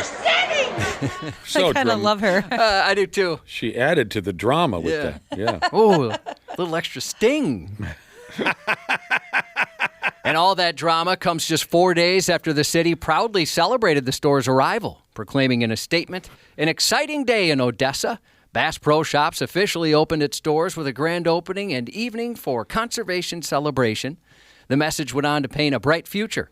With new jobs, new energy, and new visitors coming to town, it read, Odessa's latest edition marks another step forward in the city's growth and another reason to celebrate the great outdoors West Texas style. I like to think that woman followed that up by saying, "This is why we can't have nice things." Despite the melee, police said there won't be lingering consequences. All parties involved declined to press charges. No arrests were made. But Bass Pro Shop said that they are not welcome to come back to the store. That sucks because the Bass Pro Shops are awesome. I'm a fan. In Pennsylvania, as an avid indoorsman, I still enjoy that place. In Pennsylvania, one man has learned the hard way that sweet revenge can get sour awful fast, as he's now facing charges after almost bragging about pouring sugar into a woman's gas tank. Officers rolled up to a vehicular crime scene that looked like Willy Wonka lost a bar fight. An open fuel cap, a hefty bag of sugar sitting on the ground. Sugar wasn't just inside the tank, it was sprinkled across the car and the pavement beneath it, leaving little doubt about what had happened. According to police, there was no need for good cop, bad cop, because 24-year-old Tyler Alston didn't try and deny it. Instead, he openly confessed, bragging to officers, "I did that, S. I did it. Her F and S knew S was coming." Case closed. His sweet tooth could end up in jail time where he risks having a cavity filled. He hated her, huh? He couldn't stand her. Yeah. As the damage was up there, police received a mechanic's invoice for the damage, which came out to more than $1,000 in repairs. And they said because of that dollar amount, he could be in some serious, serious trouble. Whoa. It seems like such an old school gimmick. Yeah, the old sugar me do. Sugar me do? Whoa, I never heard that. Is that what it's called? A sugar me do? Yeah, they call that in The Simpsons one time. It's a very obscure reference. Oh, I love it. It seems someone in the capital city has a serious axe to grind with shade as trees keep getting vandalized in St. Paul. Nick. Well, yeah, I would be a suspect. I do hate trees. Hate trees. You're a noted tree hater. Mm-hmm. A fresh batch of Riverside trees met the business end of a saw last month in what appears to be a cruel sequel to last year's chainsaw massacre. And officials are stumped. Dozens of trees near the Mississippi River have been destroyed again, nearly a year after the same thing happened. So just some derelict running around town with a chainsaw? I guess some douchebags. What the hell? And he's getting a lot of work done. While this incident's disappointing, we remain committed to growing and strengthening our urban canopy, St. Paul Parks and Rec said. The trees were planted last fall by local high schoolers during MEA weekend, part of a partnership with a nonprofit called Tree Trust. The project aimed to restore the riverfront and give budding arborists a reason to feel proud. Instead, some timber terrorists turned their hard work into kindling. If this sounds familiar, that's because it is. Less than a month after the original planting, 60 trees were cut down in the same area, costing the city $40,000. What? How do you get away with cutting down 60 damn trees? Yeah, I don't know. Somebody must have seen something. No one notices a meth head walking around town with a chain? It must have been a group of folks, right? I suppose. Yeah, I don't know why I was thinking it was one individual. Trees and streetlights are just goners in that area. If you walk by, like, the streetlights, and maybe it's been fixed. It's been a little while since I've walked down there, maybe a month or two. But every streetlight, the copper's just gone, or whatever's in there. Just torn apart. Yeah, none of them work. It's just so odd to me, because if your neighbor has one tree cut down, everyone in town knows about it. Yep. You can hear it. You can feel it. 60 different trees. I would love if it was just one person. I hate trees. It's even more ridiculous that maybe it's a group of a dozen people, because how has that not been noticed? City officials say they're working to get to the root of the problem and are asking anyone with information to contact non-emergency police lines. And how do you assemble a crew for something like that? I don't know. Hey, do you want to go cut down some trees? We got 6, 8, 9 of us ready to go if you want in. There's a Facebook group. If we start a tree farm maybe and we're looking for some initial business, maybe that's what we do. Yeah. We just go cut down all the trees and offer a sale. Doubters said it couldn't be done, but they're not talking shiitake now. A group of scientists just built a working computer memory using shiitake mushrooms. Instead of the usual silicon, they use the root-like part of the plain old shiitake, taking advantage of the underground network mushrooms use to grow and communicate. And results show they perform about as well as the regular chip, but cheaper and more eco-friendly. We won't be doom-scrolling on a mushroom anytime soon, but the experiment shows there's potential for low-cost, biodegradable computer parts, everything from personal gadgets to aerospace applications. As the researchers put it, the future of computing, quote, could be fungal. That's pretty neat. How in the hell does a mushroom turn into a part for a computer? I don't know how they do all that, but they're just using its natural communication network there to store some computer memory on it. This is not going to shock anybody, but I am not following this. I have absolutely no. Do you know the shiitake mushroom, Josh? Is that one that you put on a salad now and again? I couldn't pick it out of a crowd. I've certainly heard the term. Gross. Oh, they're gross? I just don't like mushrooms in general. Oh, yeah, they're kind of a polarizing fungi. It's a weird texture. Yeah, I like them, but I think I'm probably the only one in my family that does. Squid Game, the challenge. Inspired by the TV series Squid Game, real-life contestants compete in a series of high-stakes children's games in pursuit of a $4 million cash prize. $4 million? That's a lot of bread. Dana, Ashley, you watched Squid Game, right? Yeah, I wish I hadn't. The first season was good, and then it just got really kind of stupid. Oh, did it really? Yeah. I mean, yeah, it's just kind of one of those things you put on in the background. Is this something you guys will watch, this new reality series? Probably not, no. I'll probably give it a try. Why not? Tonight on FX and Hulu, the first season finale of The Lowdown. Later this morning, around 8:30, we'll get a call from the star of the new series, Ethan Hawke. Looking forward to that. Matthew McConaughey's 56 today. Ralph Macchio, 64. I love you, Ralph Macchio. Me too. And Matthew McConaughey, I love you. Happy birthday to Hot Widow Sheezus. Happy birthday to the one that got away. That fiery and foxy redhead Nick's sister, Katie. And I know, Ashley, you have a shout-out as well. Yes, happy 10th birthday to Ella Joe from your dad. And that's 93X News. Can I go ahead and give one birthday shout-out as well? No. Of course. Shout-out to my buddy Taco on his 40th birthday, and I also want to publicly apologize for the time that my parents found a Girls Gone Wild DVD in my room, and I blamed him for it. Just want to get that on the record right there. Sorry about that, Taco. You deserve better, pal. And that's 93X News. Randy Shaver. On the Half-Assed Morning Show. No Anthony Edwards, no problem again for the Minnesota Timberwolves. Julius Randle's triple-double leads the way as the Wolves claim their second straight win, 125-109. Bring gas. Yeah, you know who brought his ass in? C. Willi Myles. Hello, C. Willi. Good morning, peoples. Morning. C. Willi Myles, and of course, Randy Shaver. What's going on over there, ass man? What's C. Willi doing in there? Is he lonely again? You are not the boss of C. Willi Myles. He can come and go as he pleases. Well, you know, it's getting a little shady. Come on, Randy. He's a grown man. Yes, Randy's I know suspicious. that. He's like you. He's near retirement. That's right. Near, I think he's there.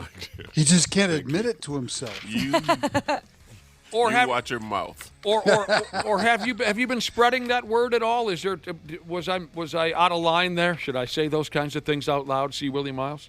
Oh, what's that? That you're nearing retirement. No, Randy was right. I'm there. Yeah, you are there. Mentioned you did retire from national tours. National tour, yeah. Okay. Yeah. From national tours. You know, you got to go to Faribault. I mean, that's where I was at Saturday. And crooners, you're home away from home. Home away from home, crooners. Will you? Are you ever going to just fully walk away? Or will you, Yeah. In our industry, as Randy know, we call that a soft landing. We don't just quit. you know what I mean? Like you go gradually. Yeah, you gradually start cutting things out and doing like little things and staying closer to home. Right. And then like. Boom, and they don't see you no more because you just soft landing. A cold fade, right? And then you just done. We got a text earlier, C. Willi, and I'm trying to. I wish I could give the person credit. I can't find it. But they were curious. Is there some place they can go watch previous shows of yours, or a website or something? No, nothing like that. No, I generally don't like to record my shows because I do a different show all the time, and if people.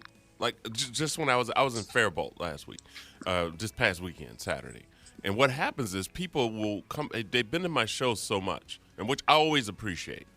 But the problem is they bring people with, and they said, "Oh my God, he's going to talk about this. He's going to talk about," and then they get mad because I don't. Oh, okay. Because I cannot repeat a show, and if I do that, then people that's what they want to hear. I suppose that's what people are used to, right? From many right. entertainers, comedians, it's the same thing every time you see them for them. Exactly. Such a new That's tour. really cool that you don't do the same show. See, for That me makes it personally, so much more fun. that would give me more reason to want to record my acts, to remember all the different things that.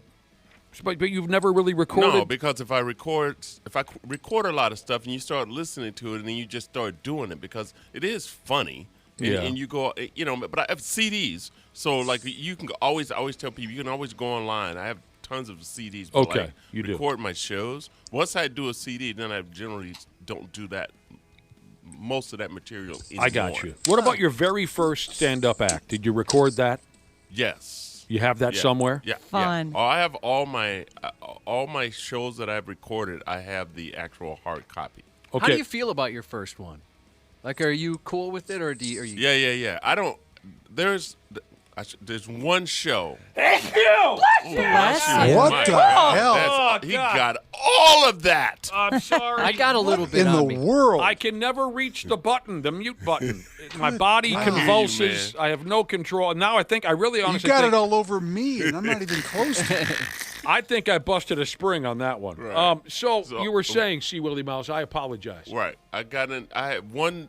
If it's one show I could ever, I wouldn't want to take it back because it was it happened to me in Wisconsin, and I went to the Wisconsin State Fair, and it was like, and it wasn't the worst. It was the worst show I'd ever done, but it wasn't a bad show. It was nobody there.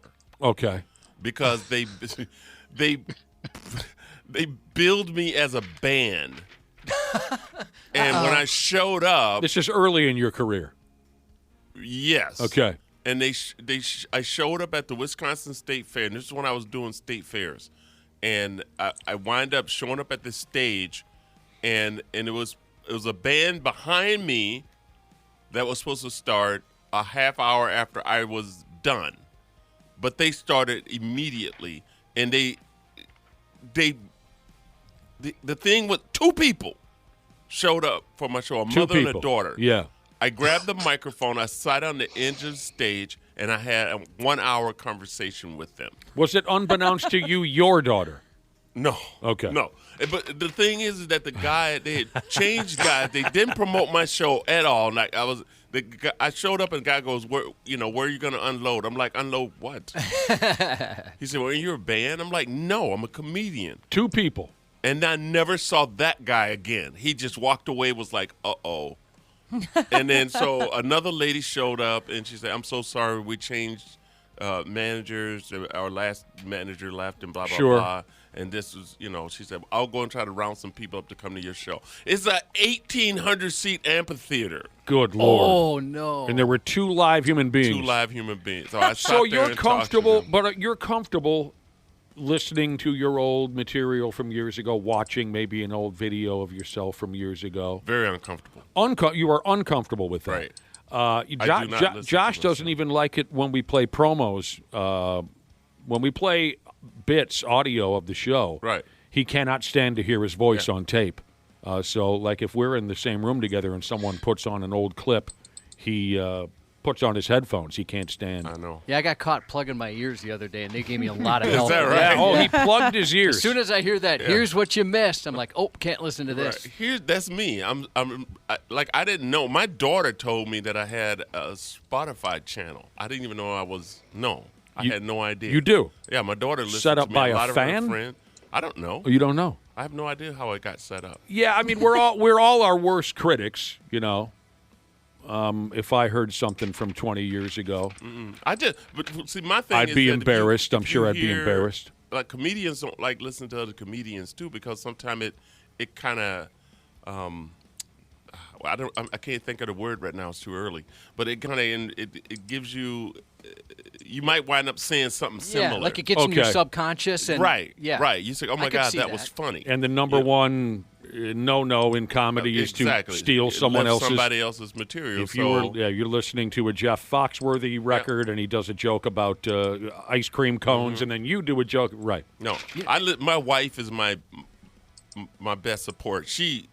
We'll be going somewhere, like when we went Saturday, she'll say, you know what you haven't done in a long time? And then she'll tell me, and I'll be like, you know what? You're right.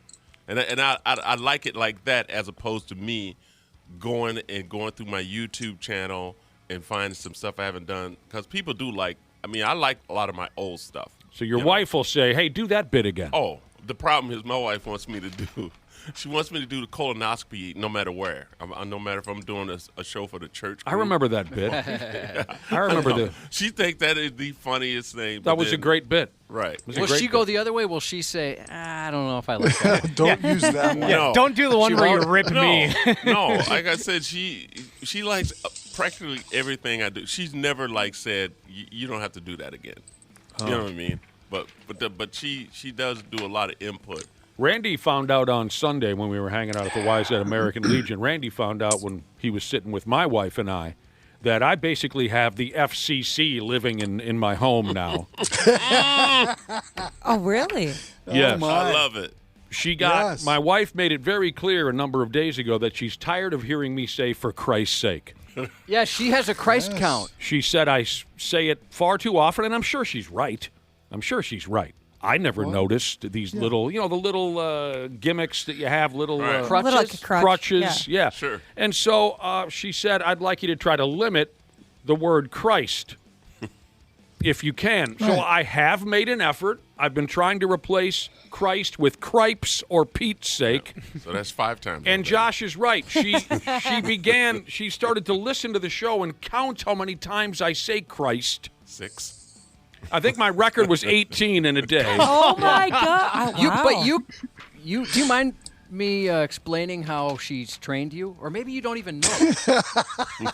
Maybe I've said too much. Working. Oh my gosh! Trained Josh. me. She has texted me with your Christ count, and after she brought it up, you did make a significant improvement. Well, I told her. I said, okay, I'll work on it.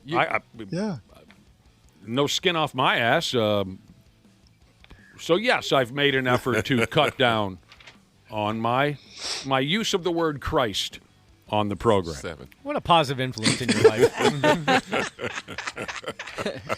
She really is. Yeah, she's been secretly training you. Maybe I shouldn't even said. Well, it's not anything. secret. She made. I think he understands he's being trained. Oh yeah, it's very clear. Do you know how she's training you? Yeah. Well, what do you mean how? She's training you with a reward system you might not even be aware of. Oh, no way. She's Pavloving him? Yeah, she is. Well, no, I'm unaware of this. What are you talking about? Did you notice an uptick in Pop-Tarts at your house? Dude. One little tiny box of Pop-Tarts? Yeah. And I didn't even eat any of them. But she's been training you with Pop-Tarts where it's a reward. Well, it didn't work because I never even ate any of the Pop-Tarts. But it's the fact that they're there. Right, that you could have a Pop-Tart at They any were time. there until she ate them. She ate the Pop-Tarts. She did mention to me that it backfired a little bit because she loves Pop-Tarts. Yeah. Her goal was to reward you with Pop-Tarts every day you got better at not saying Christ. Well, I haven't enjoyed any of those Pop-Tarts, so that part of her plan didn't really work. She forgot she loved Pop-Tarts. Yeah. Oh my God. Yeah. Next time, I'll look for the special treat in the house. I was unaware. There you go. So I have been cutting down on that word. Well, that's good. Yeah, and there was another route I was going to take with that, and I lost it. Why is it that Christ sticks out to her as something she'd like you to change? I don't know. We never go to church. Wow. She's not a religious person. Just doesn't like that one? I'm not sure. You'd have to ask her. Well, I think that's good to have someone in your life that will tell you that. Yeah. Kind of thing. Yeah, that's good. The FCC living under my friggin' roof. There it is.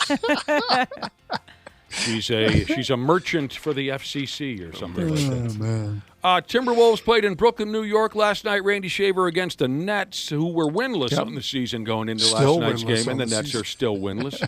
The Wolves won 125 to 109 skis. Yeah. I know where I was going to go with this before we get to basketball.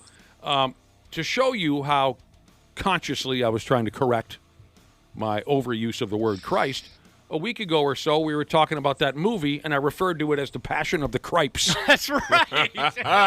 You kind of like to do that with movie titles, so I didn't even notice. Yeah, me either. It's actually something that a bit that I used years ago, but I thought, here's a way I can, show an effort. Jokingly years ago, I referred to the movie as The Passion of the Cripes. Julius Randle messed around and got a triple-double. Yeah. Is there anybody else out there that goes on ESPN.com and looks at basketball box scores and goes, wait a second, that looks different than Not what I'm often. used to? Not often. Well, they changed their columns so that it's minutes, then points. Points, yes. See, Willie, you know what I'm talking Yep, about? absolutely. I do it all the time. So the other day, like a week ago, it wasn't this way. They had points like the 7th column, which is what I'm used to. And I started looking at this thing, and actually my eyes got crossed because I was like, wait a second, where is the... so I'm still getting used to reading this new form of box score for NBA. So if I don't give you information right away, it's because I'm still deciphering what I'm looking at. I know, that freaked me out too. It freaked me out. I'd have to check that out. So they've altered the way. Yeah, so what they did was, it used to be you would have on the left, this is just minutia stuff, but on the left-hand side it'd be minutes, and then they would do field goal attempts, then field goals made, 3-point field goals attempted made. Then it would be like rebounds, assists, steals, blocks, and then points. Right. Points were always to the far right. Exactly. And so that's how I was so used to reading the box. Then the other day I went, wait a second, what? What did they do? They only had 3 points? Oh, no, that's 5. No, that's, personal exactly. fouls. So it's weird. Yeah, sorry. Don't mean to. I'll check it out, Randy Shaver. I haven't done a deep dive into NBA statistics lately. That game last night, though, first of all, that Brooklyn team is horrible. They're not good. No, they're horrible. No, they're trash. And they spent, what did they spend? 4 first-round draft choices last year? I'm pretty sure it was 4. And so they've got... On who?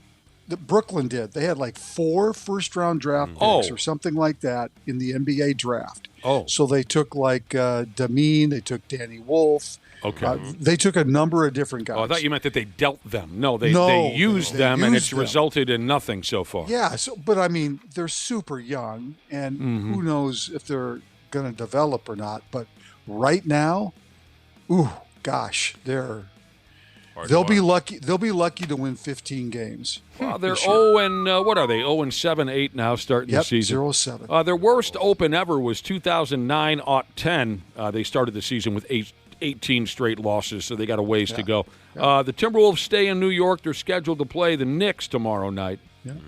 Looks like Dante found a good doctor to fix his nose. His nose looks a lot better. Yeah. And he's wearing the old Willie Burton mask now. Yep.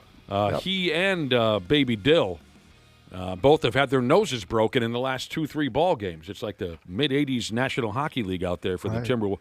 A1 from the mother effer day one has, quote, resumed basketball activities, whatever that means. So I think he's a week away.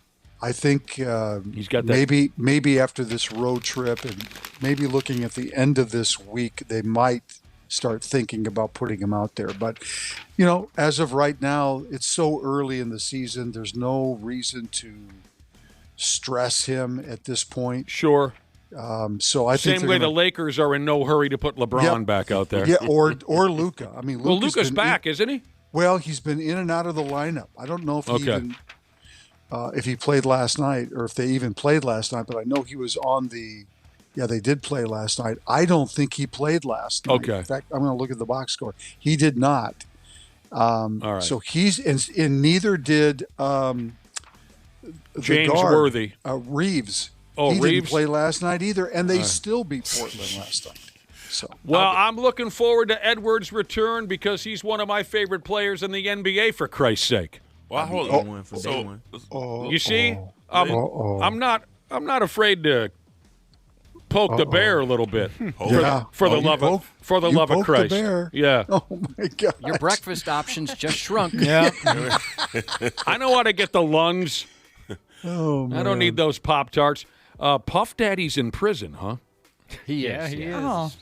Is it for all that baby oil you were telling me about last week? Those freak out parties or whatever. Yeah. I forget that he's Puff. He's gonna have a couple of freak out parties now. I didn't know Puff Daddy was in prison. Oh yeah. He was accused of some pretty bad. Oh yeah, he's stuff. got to do some. He got to do some time. Well, you guys, you told me about the baby oil. It's federal. But I didn't know he was already in prison. Well, here's why I bring it up. Pictures from Fort Dix in New Jersey. There's some easy jokes for you. 651-989-9393. Pictures of the prison yard there from Fort Dix in New Jersey show Puff Daddy hanging around in the yard with former Timberwolves point guard Sebastian Telfair. It's one of those headlines that I did not expect to read yesterday. What? Wow. Mm-hmm. Setting up the next potty. Maybe. They've known each other for many years, apparently, Puff Daddy and Sebastian Telfair. And you'd have to be one of the bigger Wolves fans to even remember Sebastian Telfair's time here. It was brief. Yeah. But let's see here. What's he in for? Yeah, I got that in front of me here, Randy Shaver. Telfair will not be there as long as Puff Daddy. Puff Daddy's in there for 50 months. But, of course, you know, there's an opportunity for him to be released, this and that, and he's got all the money in the world. I mean, who knows if that will stick, but it says here Puff Daddy is serving a 50-month sentence at Fort Dix. Sebastian Telfair, he'll be out in a couple months. He violated the conditions of his supervised release in a healthcare fraud case. So there you go. They're having a good time. They were smiling ear to ear, weren't they, Josh, in the photo? Yeah, they look like they were having fun. Having a good Making time. the best out of it. Right. And here's something that you might remember or you might not. Sebastian Telfair is first cousins with what other former Timberwolf? Who Stephon Marbury. Stephon Marbury. Oh, I didn't get to the Jeopardy song. I'm sorry? I wanted to hit the Jeopardy music, and you jumped into. Well, maybe hold your fire on that Jeopardy theme. We might have something coming up where it would be reasonable. Monday Night Football last night, the Arizona Diamondbacks. That's twice I've done that. The Arizona Cardinals beat the Dallas Cowboys by 10. Monday Night Football. Yeah. That was last night, Randy Shaw. Yeah, that was a big win for them. Another trash team. Yeah, The Cowboys? The Cowboys. Yeah, well, defensively, yes, but man, their offense was bad last night. Yes. I mean, that was surprising, actually. I thought Dallas would. First of all, I thought it'd be a high-scoring game. It was not. And second of all, I thought Dallas would win that game at home. So it's Dallas's running game was slower than the second coming of Christ. Oh my God, Nick, what are you doing? He's having fun. Randy Shaver, I'm not afraid of going home, unlike you. Well, first of all, I'm at home, so I'm okay. You know what I mean. Brad Ryder's always tiptoeing around his friggin' wife. Right. Jesus, you guys, grow some balls. Josh, does he look scared, Josh? No, he doesn't look scared. No, who do you think you're dealing with here? The NFL trade deadline is sometime today. 3 o'clock. 3 o'clock. Yep. And a website called Bleacher Report listed every NFL team's best trade they've ever upped and made.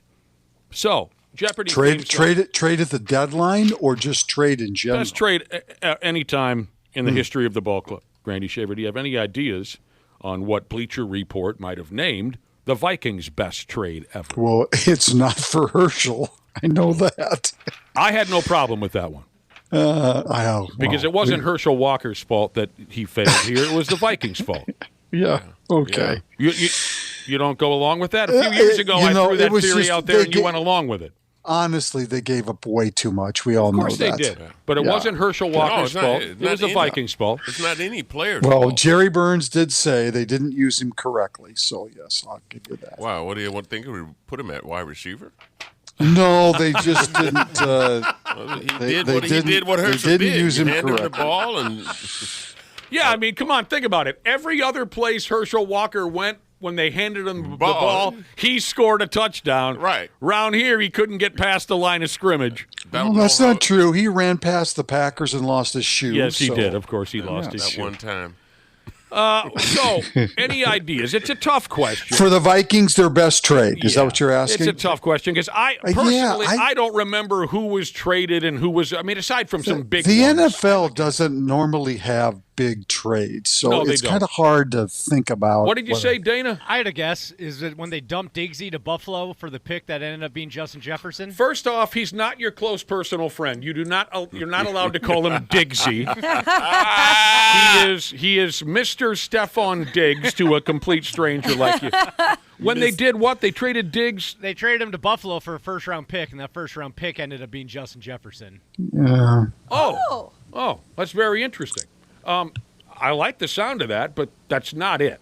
I think Nick's. I think you're talking about player for player, though, right? Not for picks. It doesn't matter. No, it doesn't matter. Oh, okay. Just whatever trade. I'm just so there's one better than what Dana just said. They claim the answer is when the Vikings traded for Jared Allen. Oh, that was. There you go. That was a good one. That was a good one. Yep. Oh, they didn't win dick with Jared Allen. But it was a good trade. They haven't won dick with anybody. No. You know what? I would argue they should have been void. They should have been voided from this report. Didn't they trade to get Fran back? I believe so. Yeah, That was they did. 1970. I think they traded with the Giants to get Fran back. That might be the best trade in Vikings. Well, they didn't history. win dick with him either. So. Oh, come on. I thought Jared Allen was kind of No overrated. dicks have been won in this. No. Ridiculous. Oh, my God, Josh. 2009. The Vikings got Jared Allen, and they gave up a bunch of picks, but, okay, he sacked the quarterback a bunch. And Well, he made the Hall of Fame. Right. So. Yeah, he's a Hall of Famer, yeah. Went into the Hall of Fame as a Viking, despite spending half of his career here. That was just last year, wasn't it, that he went into the Hall Yes, of Fame? that's correct. This year, actually, January. He's a good player.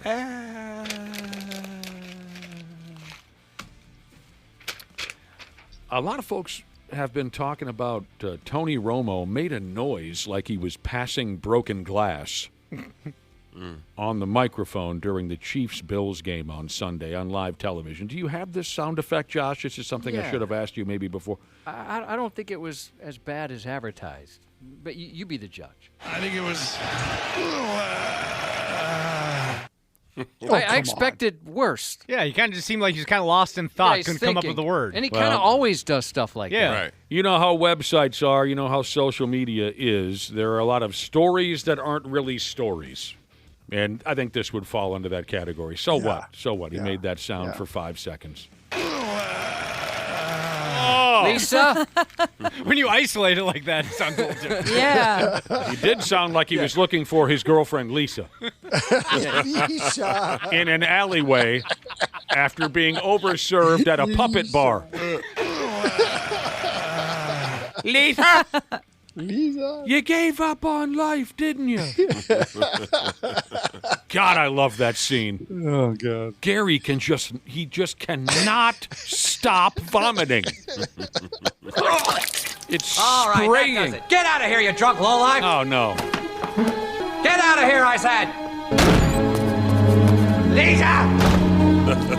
Lisa! Lisa, are you here? Get out of the street, you f***ing bum! You gave up on life, didn't you? Ah, it's just sputtering and spraying. And I love it very, very much. The Pigs wrap up their cute little 6-game homestand tonight with a game against the Nashville Predators. And they've only come away with one win out of this year stretch of games at the home That's rink. right. Another would be nice. Good Lord.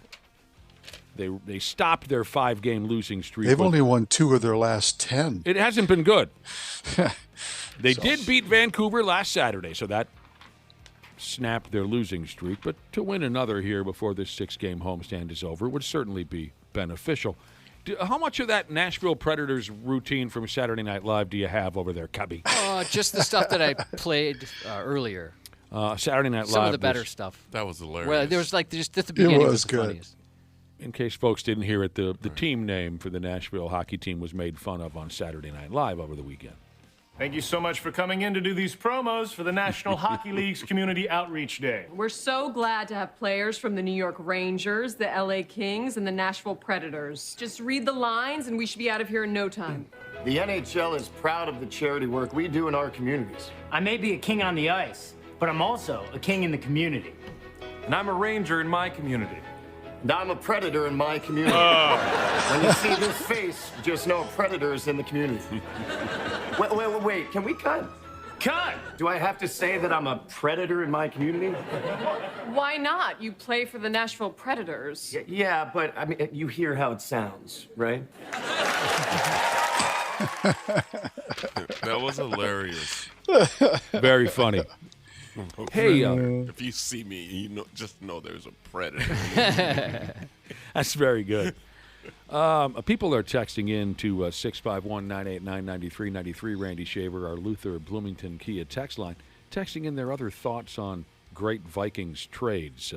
Somebody said something about Fran Tarkenton. Dana mentioned Justin Jefferson was part of a trade when they got rid of that moron. A draft pick right. that turned into Justin Jefferson. Yes. Right. Was Chris Carter not a trade, or did he sign? I think he was a free agent. Okay. Yeah. I think he was a free agent. Yep. Gotcha. Chris Carter. It definitely wasn't the Moss deal. They got burned pretty good on that one. I don't recall. They got 2 first-round draft picks back from the Raiders, and they turned into Troy Williamson and Erasmus James. Oh, my God. Jesus. Yeah, those guys sucked. Yeah. I think I just ruined some people's breakfast. Not the way we normally do it by saying something really overly disgusting, but some Vikings fans that remember that. That's pretty bad. Mm-hmm. At Game 7 of the World Series this past Saturday night, did you watch Game 7, see Willi Myles? You know what? I did. Because you mentioned before you're not a big baseball fan, but you will watch a deciding game. I knew something epic was going to happen. You were right. That was a good series. I follow it, I'll tell you what Randy and I were just talking about. I'm a big box score. I go to ESPN and I look up, and I follow it that way, but I won't sit and watch it. But then I'm like, okay, Game 7's got to be watched. It's epic. And I like that. I love it I don't like sweeps. I want I want it to go 7. It turned out to be an all-timer. Yeah. Yes. And this is, by damn, I wouldn't believe it if I didn't have it right here in my filthy little hand. At Game 7 of the World Series, up there in Ontario, Miguel Rojas' game-tying home run was caught by a father, not like a priest, but somebody. A real dad. I saw this. This was a great catch. Rojas' game-tying home run was caught by a father, and Will Smith's game-winning home run was caught by his son. Right. That's effing crazy. Yeah. And the two of them have been reported missing ever since. No, I'm kidding. The father, a guy by the name of John Baines, caught the Rojas homer, front row of the left field bleachers. Okay, now I remember that. He had a mitt on. Yeah, he did. Should be against the rules. If you're over 8 years old, you shouldn't be allowed to bring a mitt into the game, but whatever. Right. He caught Rojas' home run. Top of the 11th, his son Matthew caught Will Smith's home run. Mm-hmm. Now, Baines, John Baines, the dad, he appeared to throw Rojas' home run back onto the field, but he had 2 other baseballs in his pocket. So he pulled the old switcheroo. He kept the home run. How do we know which one's which? Well, he knows. Okay. I mean, so you're not trusting the man to tell the truth? Well, like I said, how do you know which one is which? I guess you don't, and it wouldn't matter to me because I'm not going to give him a dime for the damn thing in the first place. But so I guess yes, we don't know, but I think we could trust the guy. That would suck if you messed that up, though. Aren't they balls? Aren't those balls numbered? I believe they are. They're serial numbers. Yeah, that's why they would know. Oh, maybe. Because they put them in when they put them in the game. They have to write them down. So he pulled the switcheroo, and his son caught the other. He says he thinks they'll keep the baseballs unless the offers are astounding, and he's thrown a number into the mix. He said, "I'll take $1 million for the Rojas ball and 1.5 for the Smith ball." That's not going to happen. No, is that ridiculous? I don't know these things. That's not going to happen. I think that's reasonable if you want it back. Yeah, I think you're just putting that FU price tag on it, saying if somebody really wants it that badly, they're not going to pay it. You got to start high, right? Yeah, Right. absolutely. Negotiate. They're not going to pay that. I know nothing about these things. So, say, what would that baseball be worth in your mind? In my mind, Yeah. Probably a collector. First of all, the tying home run is not the same as a winning home run. Sure. So to me, the Will Smith ball is worth more. Okay, of course. Yeah. Because it won the World Series for them. Right. But I would say, 25,000, something like that. It's not worth $1 million. It's not like it's a Hall of Fame ball or it's signed. I mean, it's just a ball, Nick. You could take that ball and give it to somebody. And I know there's a serial number, whatever, but you can fool somebody with it. Yeah, you can fool somebody with it. Well, yeah, The most expensive baseball sold in auction was Ohtani's 50th home run last year from his 50-50 season. Went for $4.3 million. Oh, wow. There you go. Jeez. So there is a market. Wow. It depends on what Suck you want to me do. sideways. I'm shocked by That's even that. That's great information, Dana. I appreciate that. $4 Filthy million. rich for catching a ball. Right. Ah. Do you know what's crazy? In 1994, my dad caught a foul ball from Alex Cole at the Metrodome. Nobody offered us jack for that. Nothing? Not even like a helmet Sunday? Nothing. I remember Alex Cole. Yeah. Sure, he had little Rex Glasses. specs on. Yeah. Yeah. Yes. Little skinny center fielder. Yeah, he was a base stealer. Can't more believe than was a he hitter. actually hit one over the fence. No, it was a foul ball. Oh, a foul ball. Well, legit. I that guess tracks. technically he did hit it over a fence, He but did. it was in foul territory.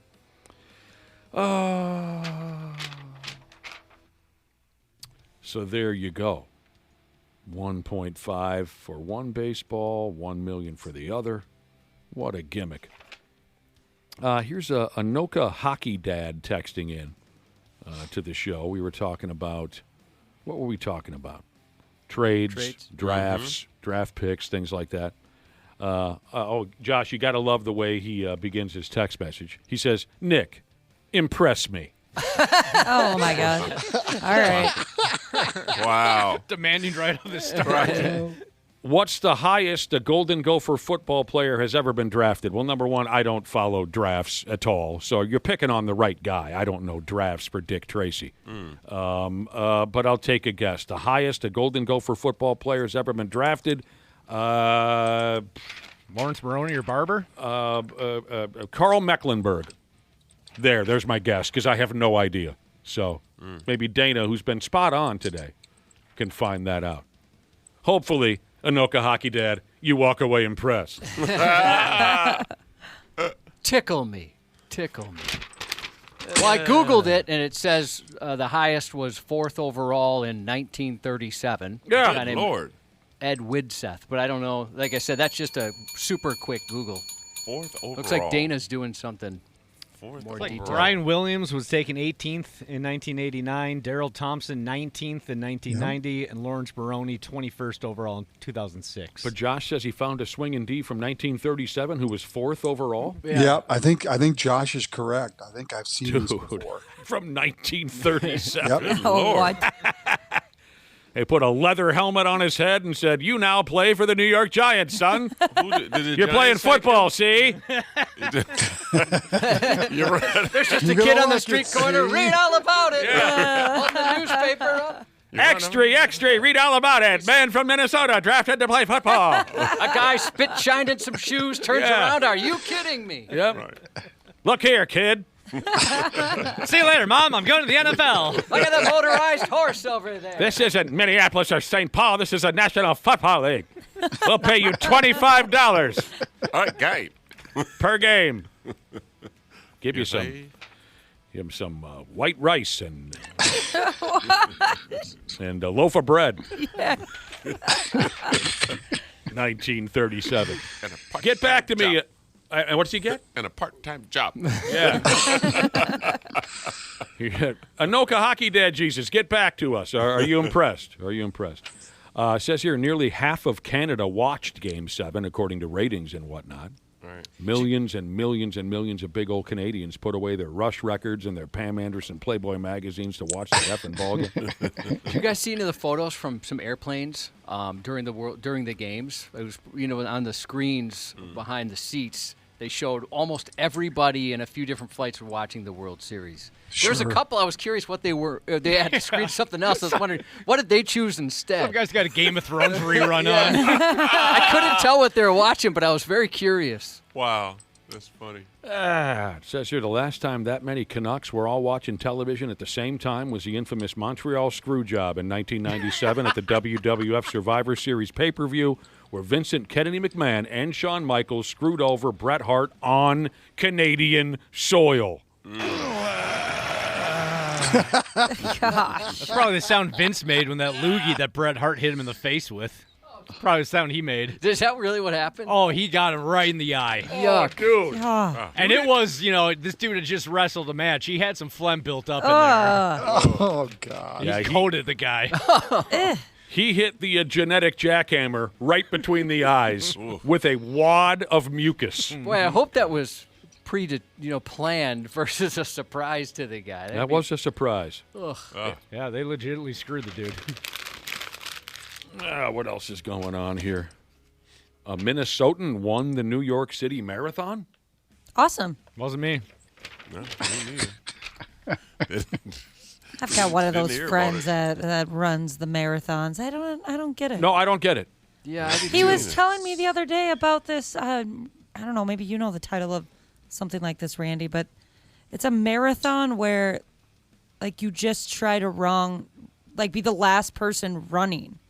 And I guess there was somebody that ran. You run till everybody's like keels over. Yeah, right? this dude ran for 70 hours or something crazy like that. Is it like an ultra marathon? There's a thing called ultra marathon, but I'm not really sure exactly what that. I have a friend that does entails. that. It's like a 100-mile marathon. Yeah, what are you doing? Go sit on the couch. I don't know why they do these things. I mean, good for you, but go sit on the couch. He runs the equivalent of a marathon. What is it, 20-some miles? 26 miles. 26 miles every Saturday morning. Oh, my God. And then he trains for these. He does a 50-mile one and a 100-mile one. The only thing that sounds appealing about being into running that much is that you can probably just eat whatever you want. You're burning so many calories. You're set. I can think of a few foods I'm not going to eat before I run a marathon. That's true. I forget about that. I will not be having the refried beans. I am trying to think what would have to be chasing me just to get me to run. Yeah. Like for my life. I would rather stand and fight. You know what I mean? No, I totally know what you mean. 26 miles, man. I was like, my friends said they asked me that. Like, we want to run a mini marathon. I'm like, no. And then people would be like, well, why I own a car.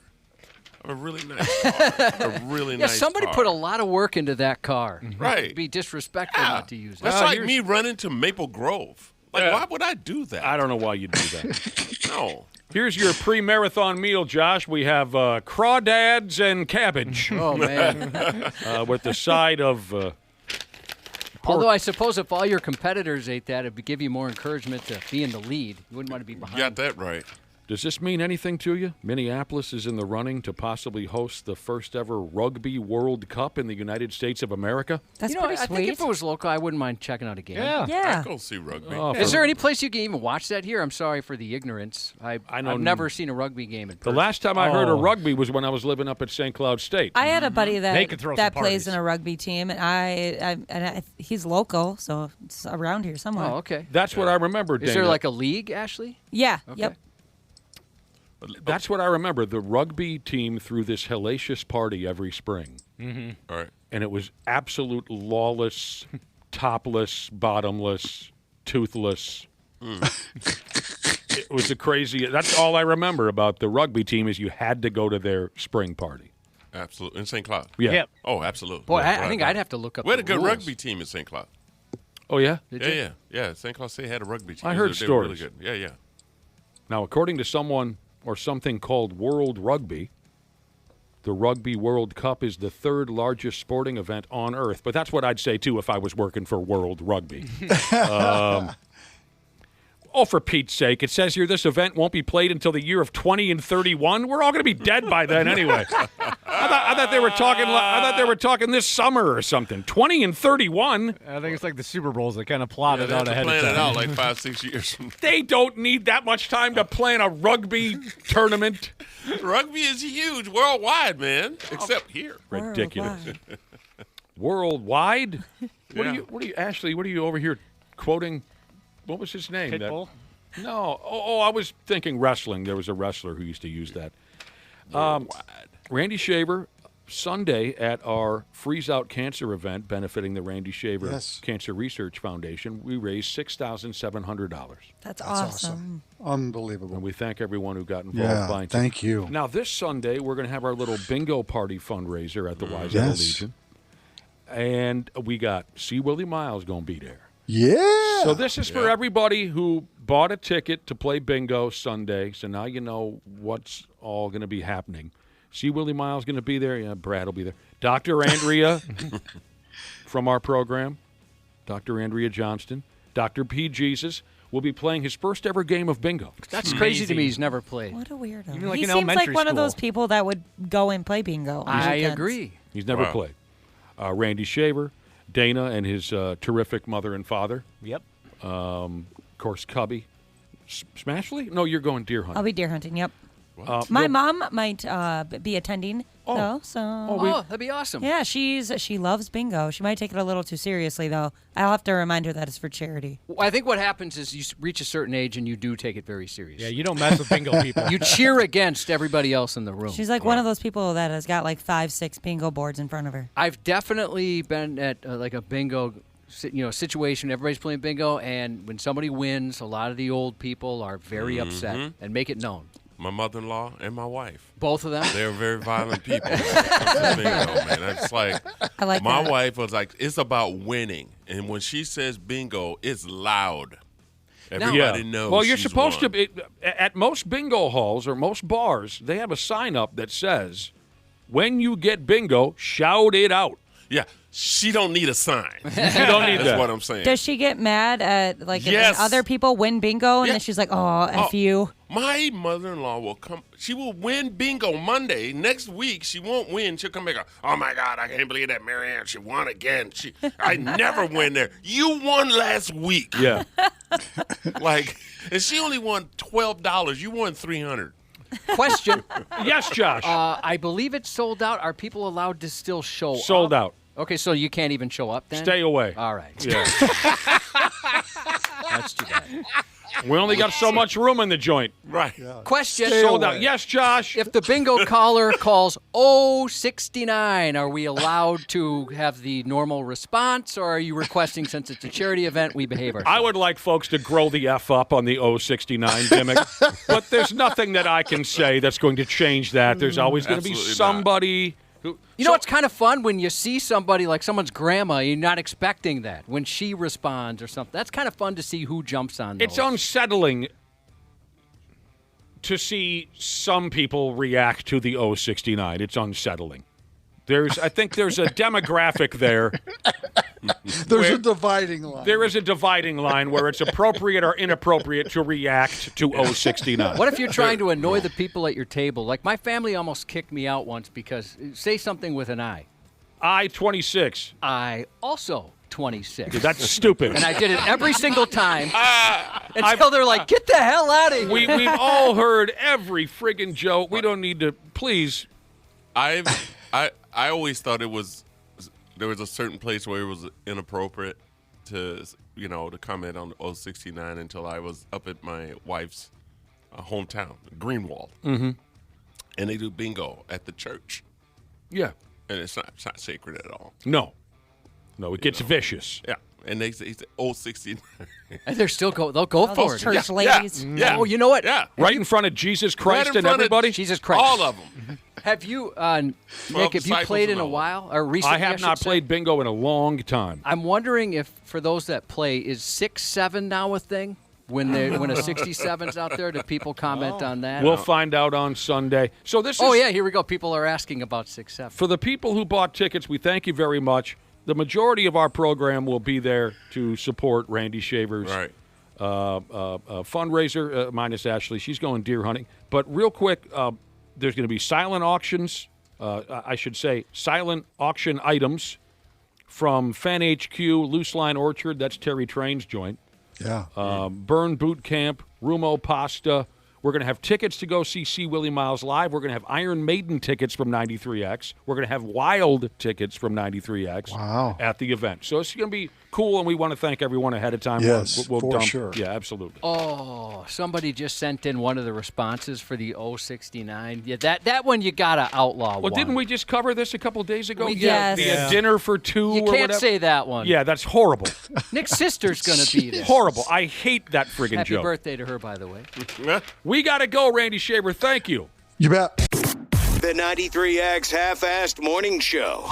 All right, all you procrastinators, enough is enough. It's November and the you-know-what is about to hit the fan. Time to hit up my friends at Standard Heating and Air Conditioning and get that furnace cranked on and get it winter ready. Dana here. November's also the final tune-up deal of the year at Standard. You can get $20 off your furnace fix when you make an appointment and mention 93X. Yeah, I know we're all hardy Minnesotans around here, and you're probably saving up to buy me a sweet, sweet Christmas gift, but don't roll the dice on your furnace. Time to prep and protect. Book that tune-up today at standardheating.com. That's standardheating.com.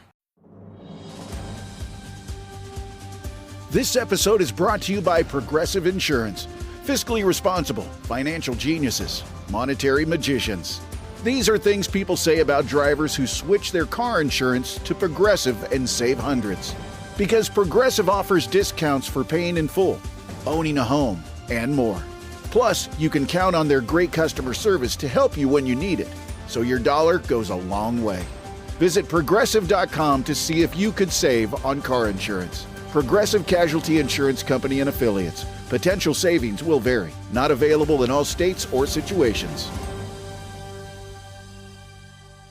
What's up, guys? David Pollack here, former Georgia Bulldog, former analyst with College Game Day, and host of my new show, See Ball, Get Ball. I'm a defensive lineman. That's why that's the name. You see the ball, you go get it. We're going to dive deep into college football. We're going to break down film. We'll have bold takes, real conversations with the biggest names in the sport every single week. If you eat, sleep, and breathe college football like I do, man, I promise you, See Ball, Get Ball is for you. So do me a favor. Follow and listen on your favorite platform.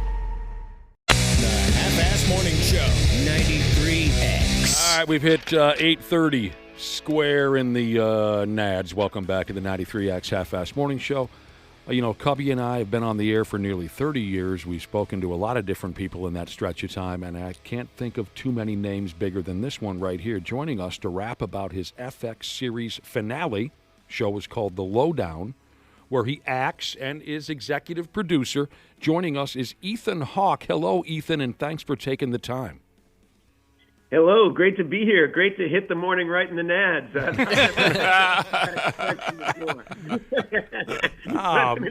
We're going to be up. Let's do it. Yeah, might as well. You made the effort. If there are nads and you're going to be awake, you might as well hit them square.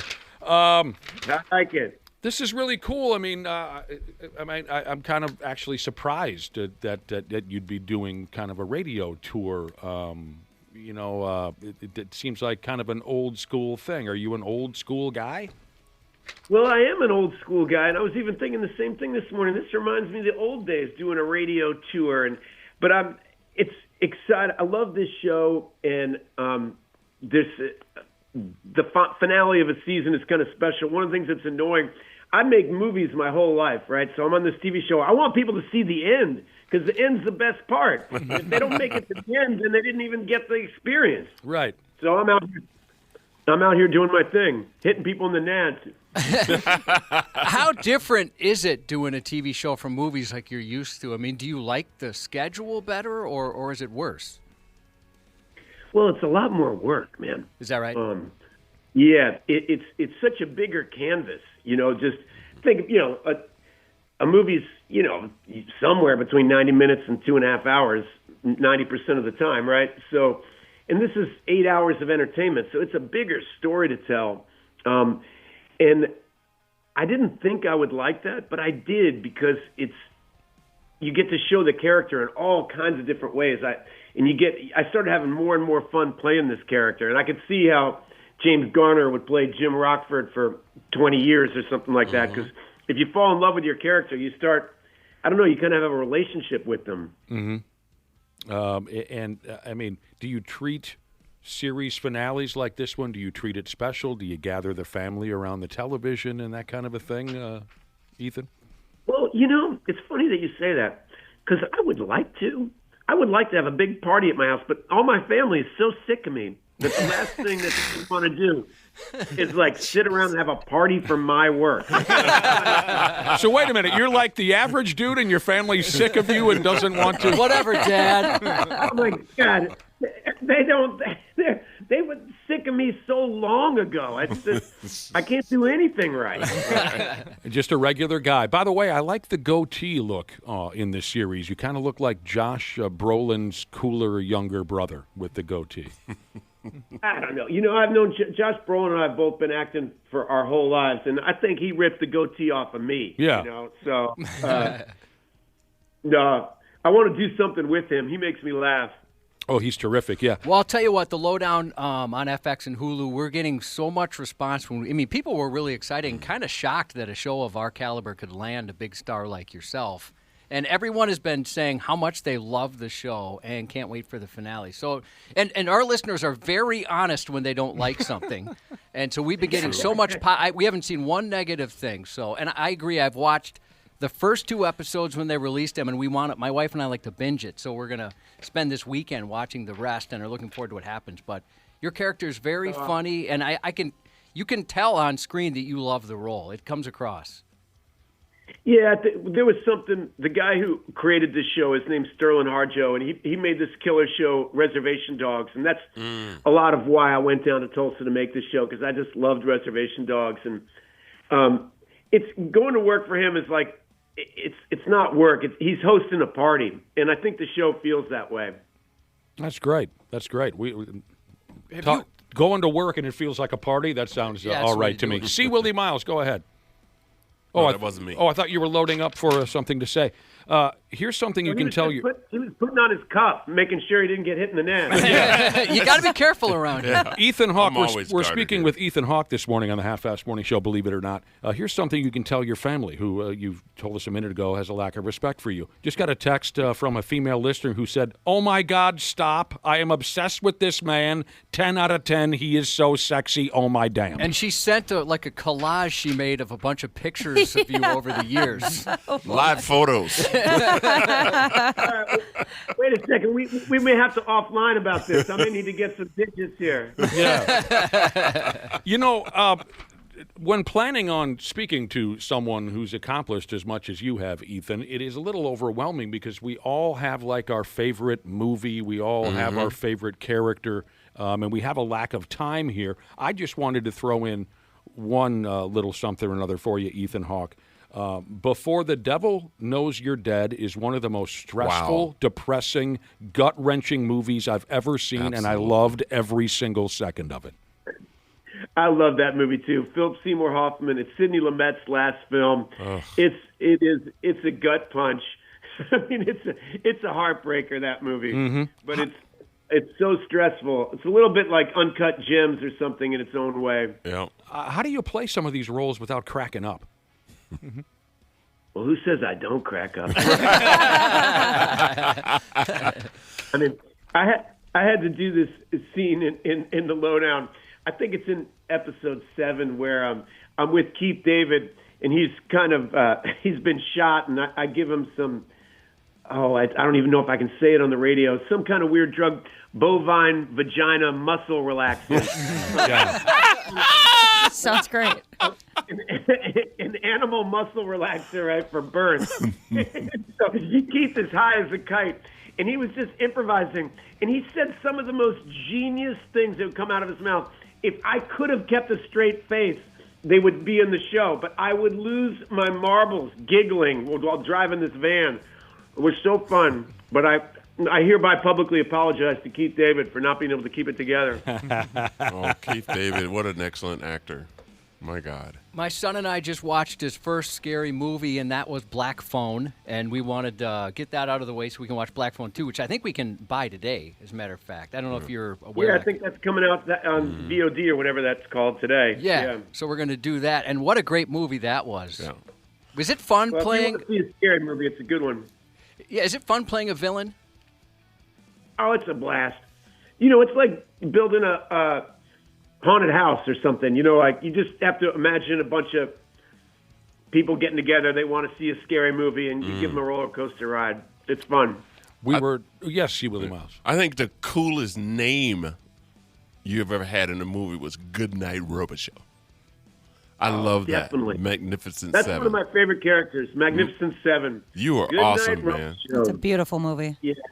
Good night. Anything with a good night, man. It's like, good night. I always thought that should have been your tag after you shot somebody. Good night. Good night. That was my idea too. That's how he got that name. Is he just put a lot of people to sleep? That's right. Good night. Night, Earlier night. on, we were talking about a lot of your work, Ethan, and like all of us picking our favorites and whatnot. I compared the card playing scene from Training Day, where you end up in the shower with a rifle to your head. I compared, speaking of stressful type movie scenes, I compared that scene to the Russian roulette scene from The Deer Hunter. Right. Yeah. That's one of the best scenes I've ever been involved with. Antoine Fuqua directed that. It was funny. Denzel was on set that day, and he was watching the whole time going, how come I'm not in the best scene in this movie? I mean, I can believe it, because it was one of those scenes where you just grip the chair that you're sitting in. By the way, Ethan Hawke, don't you what the hell's his name again? I mentioned it earlier. Don't you hate Mark McGrath at this point, or what? I don't hate anybody, man. I don't waste my time hating on that. The guy, when we were younger, everybody thought we looked alike, but I didn't mind. I like their music, so I thought, if girls liked me because they thought I was Mark McGrath, that was fine. You'll take it. Yeah. I always thought one of the cooler things about being an actor, like of your caliber especially, is you can learn all these skills for movies you're going to be in. Like Getaway, did you not go train to learn how to race a car? You're so right. It's one of the best things about my job. I actually got paid to learn how to race a car. I got to drive a car around a track and spin out and do all this crazy stuff. I got to learn to play the trumpet, to play Chet Baker. I've gotten to do so many, Army training, fly to Alaska. I've done so many weird things in my life, and it's just the best thing about being an actor. And I got to tell you guys, I'm so grateful to be on your show. You guys have treated me well. You didn't hit me in the nads. I really appreciate that. Oh, well, we know you got to get going, Ethan, so we thank you for your time. Tonight, FX, the series finale of The Lowdown, and Black Phone Part 2. We know you always got a lot of things cooking, so we just really appreciate the chance to talk to you. Thanks, Definitely. man. You guys are really funny, and I really sincerely appreciate your time. Of course. I hope people check the show out. And give that young woman my number. Once a pimp, always a pimp. See you later, Ethan Hawke. I bet she just passed out. There we go. Well, that was wonderful. She's sending in her number right now. It's so cool. Yeah, he was awesome. That was, I drive a Hyundai, but ride your dad Sheezes, who texted in. And all caps, by the way. All caps, stop. I'm obsessed with this man. 10 out of 10. He is so sexy, my damn. And she did send in 4 different pictures of Ethan Hawke from various parts of his career. I just like that you probably had them at the ready, too. Which is well, I'll just go to my Ethan Hawke folder on my phone. She just sent you her screensaver. Oh, man. That was really cool. Well, what a charming guy. Yeah, we get lucky at times, We and do. he was awesome. But he's one of those cats, too, that just doesn't make bad movies. Every movie he's in, they're just really, really good. He's one of those actors like Kiefer Sutherland. Like, I watch that guy in almost anything because he blends. Yeah. He's good with other actors when he's one-on-one, but he's also cool in a group. I love Kiefer. That's a great example. Right. I like actors like that don't. It's not like he don't steal a scene, but he don't overpower. Sure. You know what I mean? Like he knows how to be his part. That's a true professional. Right. I think exactly. is what you're describing. I'm really happy we had the chance to talk to Ethan Hawke for the obvious reasons, but also when researching the man last night, there are so many movies of his that I haven't had the chance to see earlier. Purge? I saw. Oh yeah, I loved the Purge. Is he the first one? Is he in more than one of them? No. I think it's just the first. Okay, one. I saw The Purge with Ethan Hawke in it, and I liked it a lot, and I liked his character a lot. I loved the violence, and it was just horrible. I read about a movie where he plays a cowboy in pursuit of Billy the Kid. I'd never heard of it. He's made so many movies that so now, and you guys know me. You know I'm never the type to sit and watch a whole lot of television, but I'm just happy to know that these films are out there for a rainy night or whatever. I'm with you. There's like Sinister. I never saw. A lot of people have been texting today saying you have to watch Sinister. Oh, Sinister's great. And shoot, I'm forgetting now. I read about it yesterday, and I knew we wouldn't have time to get to it with Training Day and some of his other big ones. But is it called the Before trilogy? Did you mention that earlier, Dana? I didn't mention it, Before but yeah. Sunset, Before Midnight. Yeah, those are Before great Sunrise, movies. they're fantastic. Yeah, so I hadn't even heard of them until kind of looking up some Wikipedia stuff and various articles, and I guess they're beloved. Yeah, they're very, very popular. Was he, what stage of his career was this? Oh, gosh, I'm Was trying it to remember. Pre-Training Day, post-Training Day? It was right around that same time, I want to say. Okay. Yeah, it was a mid-90s. Listeners are texting in. One of them said, remember, Ethan Hawke was in one of my favorite movies, Alive. I could never forget that Ethan Hawke was the starring character in the movie Alive. I love that movie. I was going to ask him, in that movie when they were pretending to eat the dead, frozen carcasses of their rugby teammates, I was going to ask him, what were they really eating on set that was supposed to look like a human ass cheek, but we never got around to I that. would have loved to know that. Maybe it was spam. It was spam. Another listener wanted us to ask Ethan Hawke, why does he think all the referees are against us here in Minnesota? I had that on my list of questions to ask. Hopefully next time we can get him for longer than 10 minutes. Yeah, it's tough. It's tough when they do the little radio tour you don't always have. But you were right, Nick. I mean, that is so old school. I mean, that's why it doesn't really happen much anymore. I was so surprised when you brought it up a week ago, or Dana, whoever brought it up, hey, Ethan Hawke is doing a radio tour. I'm like, what is this, 1996? Yeah. Right.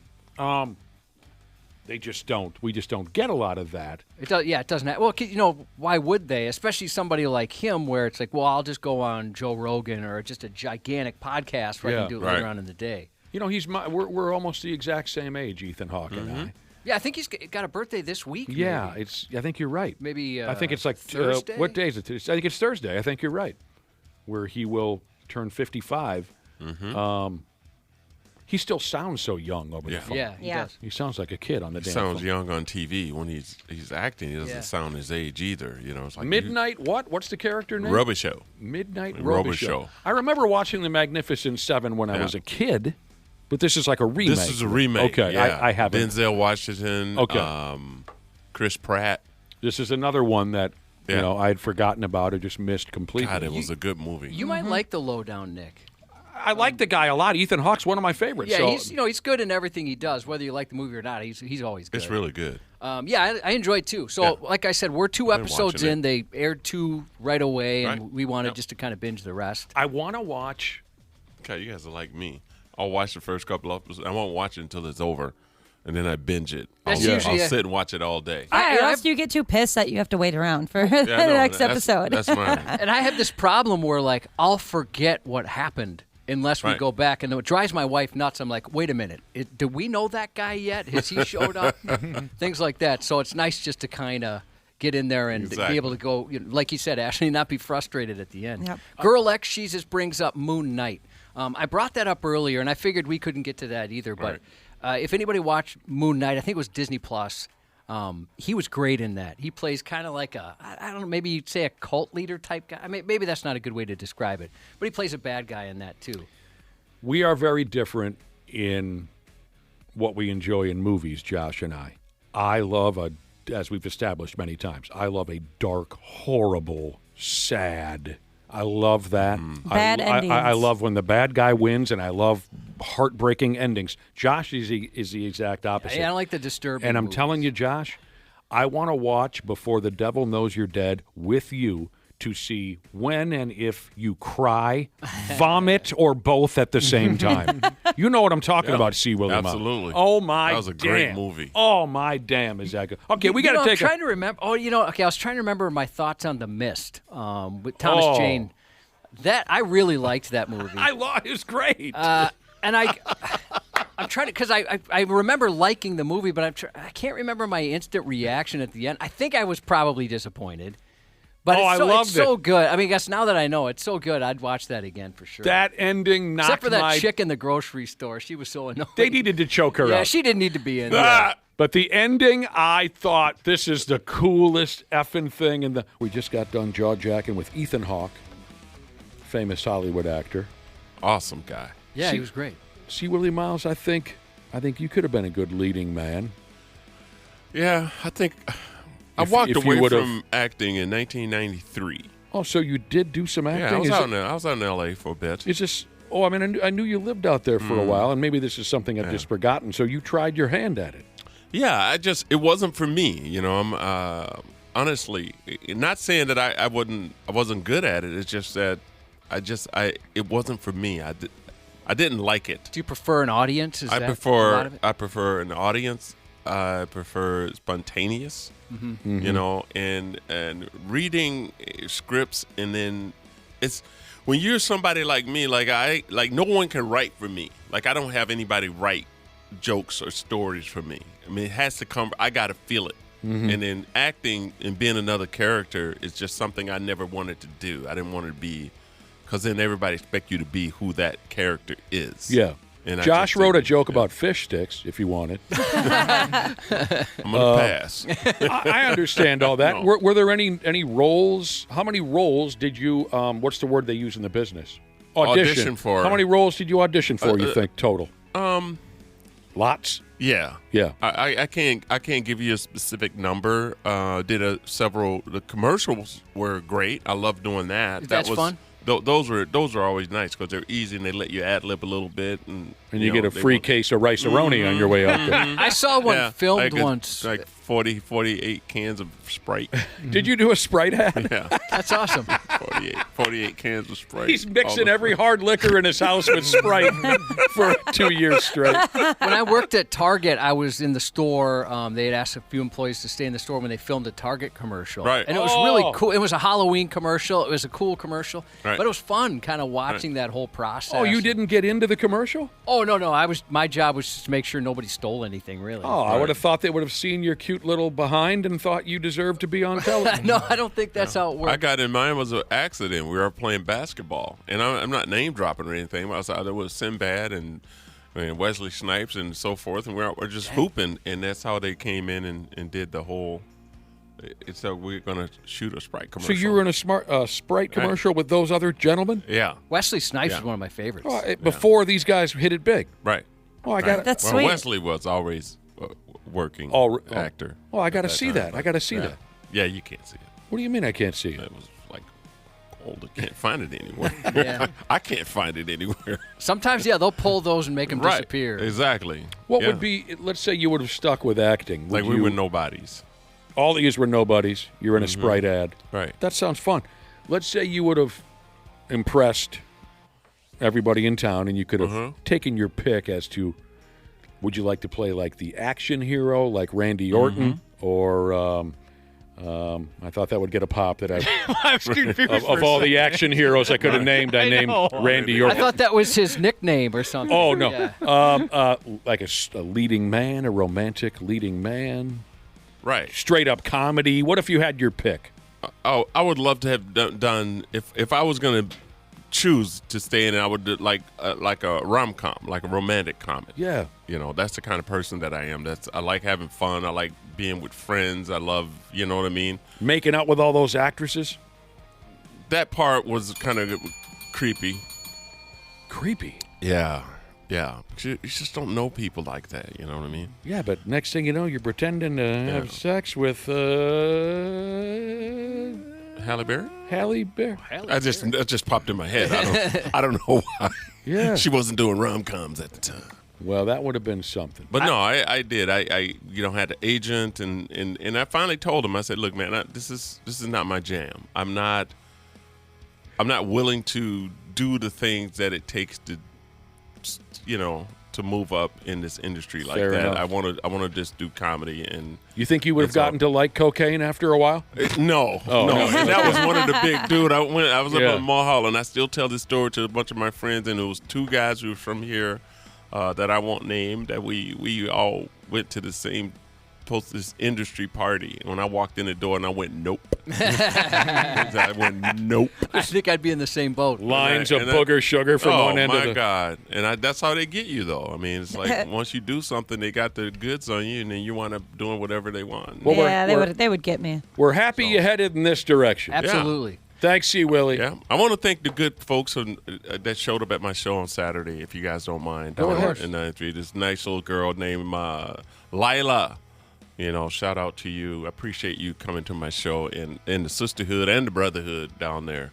I had a blast. Half of my audience was 93X listeners. Oh, that's so great thank you to hear. guys for coming out. And, of course, I'll be at Crooners. December 6th. December 6th. There you go. Absolutely. That's So awesome. it's your next time to see me. That's good to hear. Parks and Rec Jesus said, OMG, Wesley Snipes, Pimp Limp, and Coming to America too. I totally agree. Wesley Snipes was so funny, and that the way he walked was perfect. That was very good. Oh, it was excellent. Sending some much-deserved love to Terry Lynn this morning. Happy 55th to Backdoor Slamming Some Fish Reference Jesus from the Spokesman Jesus. Happy birthday to Cleet. And happy birthday to you too, Blizzard Wizard Jesus. And happy 10th birthday to Ella Joe from Dad. The 93X Half-Assed Morning Show. All right, all you procrastinators, enough is enough. It's November and the you-know-what is about to hit the fan. Time to hit up my friends at Standard Heating and Air Conditioning to get that furnace cranked on and get it winter ready. Dana here. November's also the final tune-up deal of the year at Standard. You can get $20 off your furnace fix when you make an appointment and mention 93X. Yeah, I know we're all hardy Minnesotans around here, and you're probably saving up to buy me a sweet, sweet Christmas gift, but don't roll the dice on your furnace. Time to prep and protect. Book that tune-up today at standardheating.com. That's standardheating.com.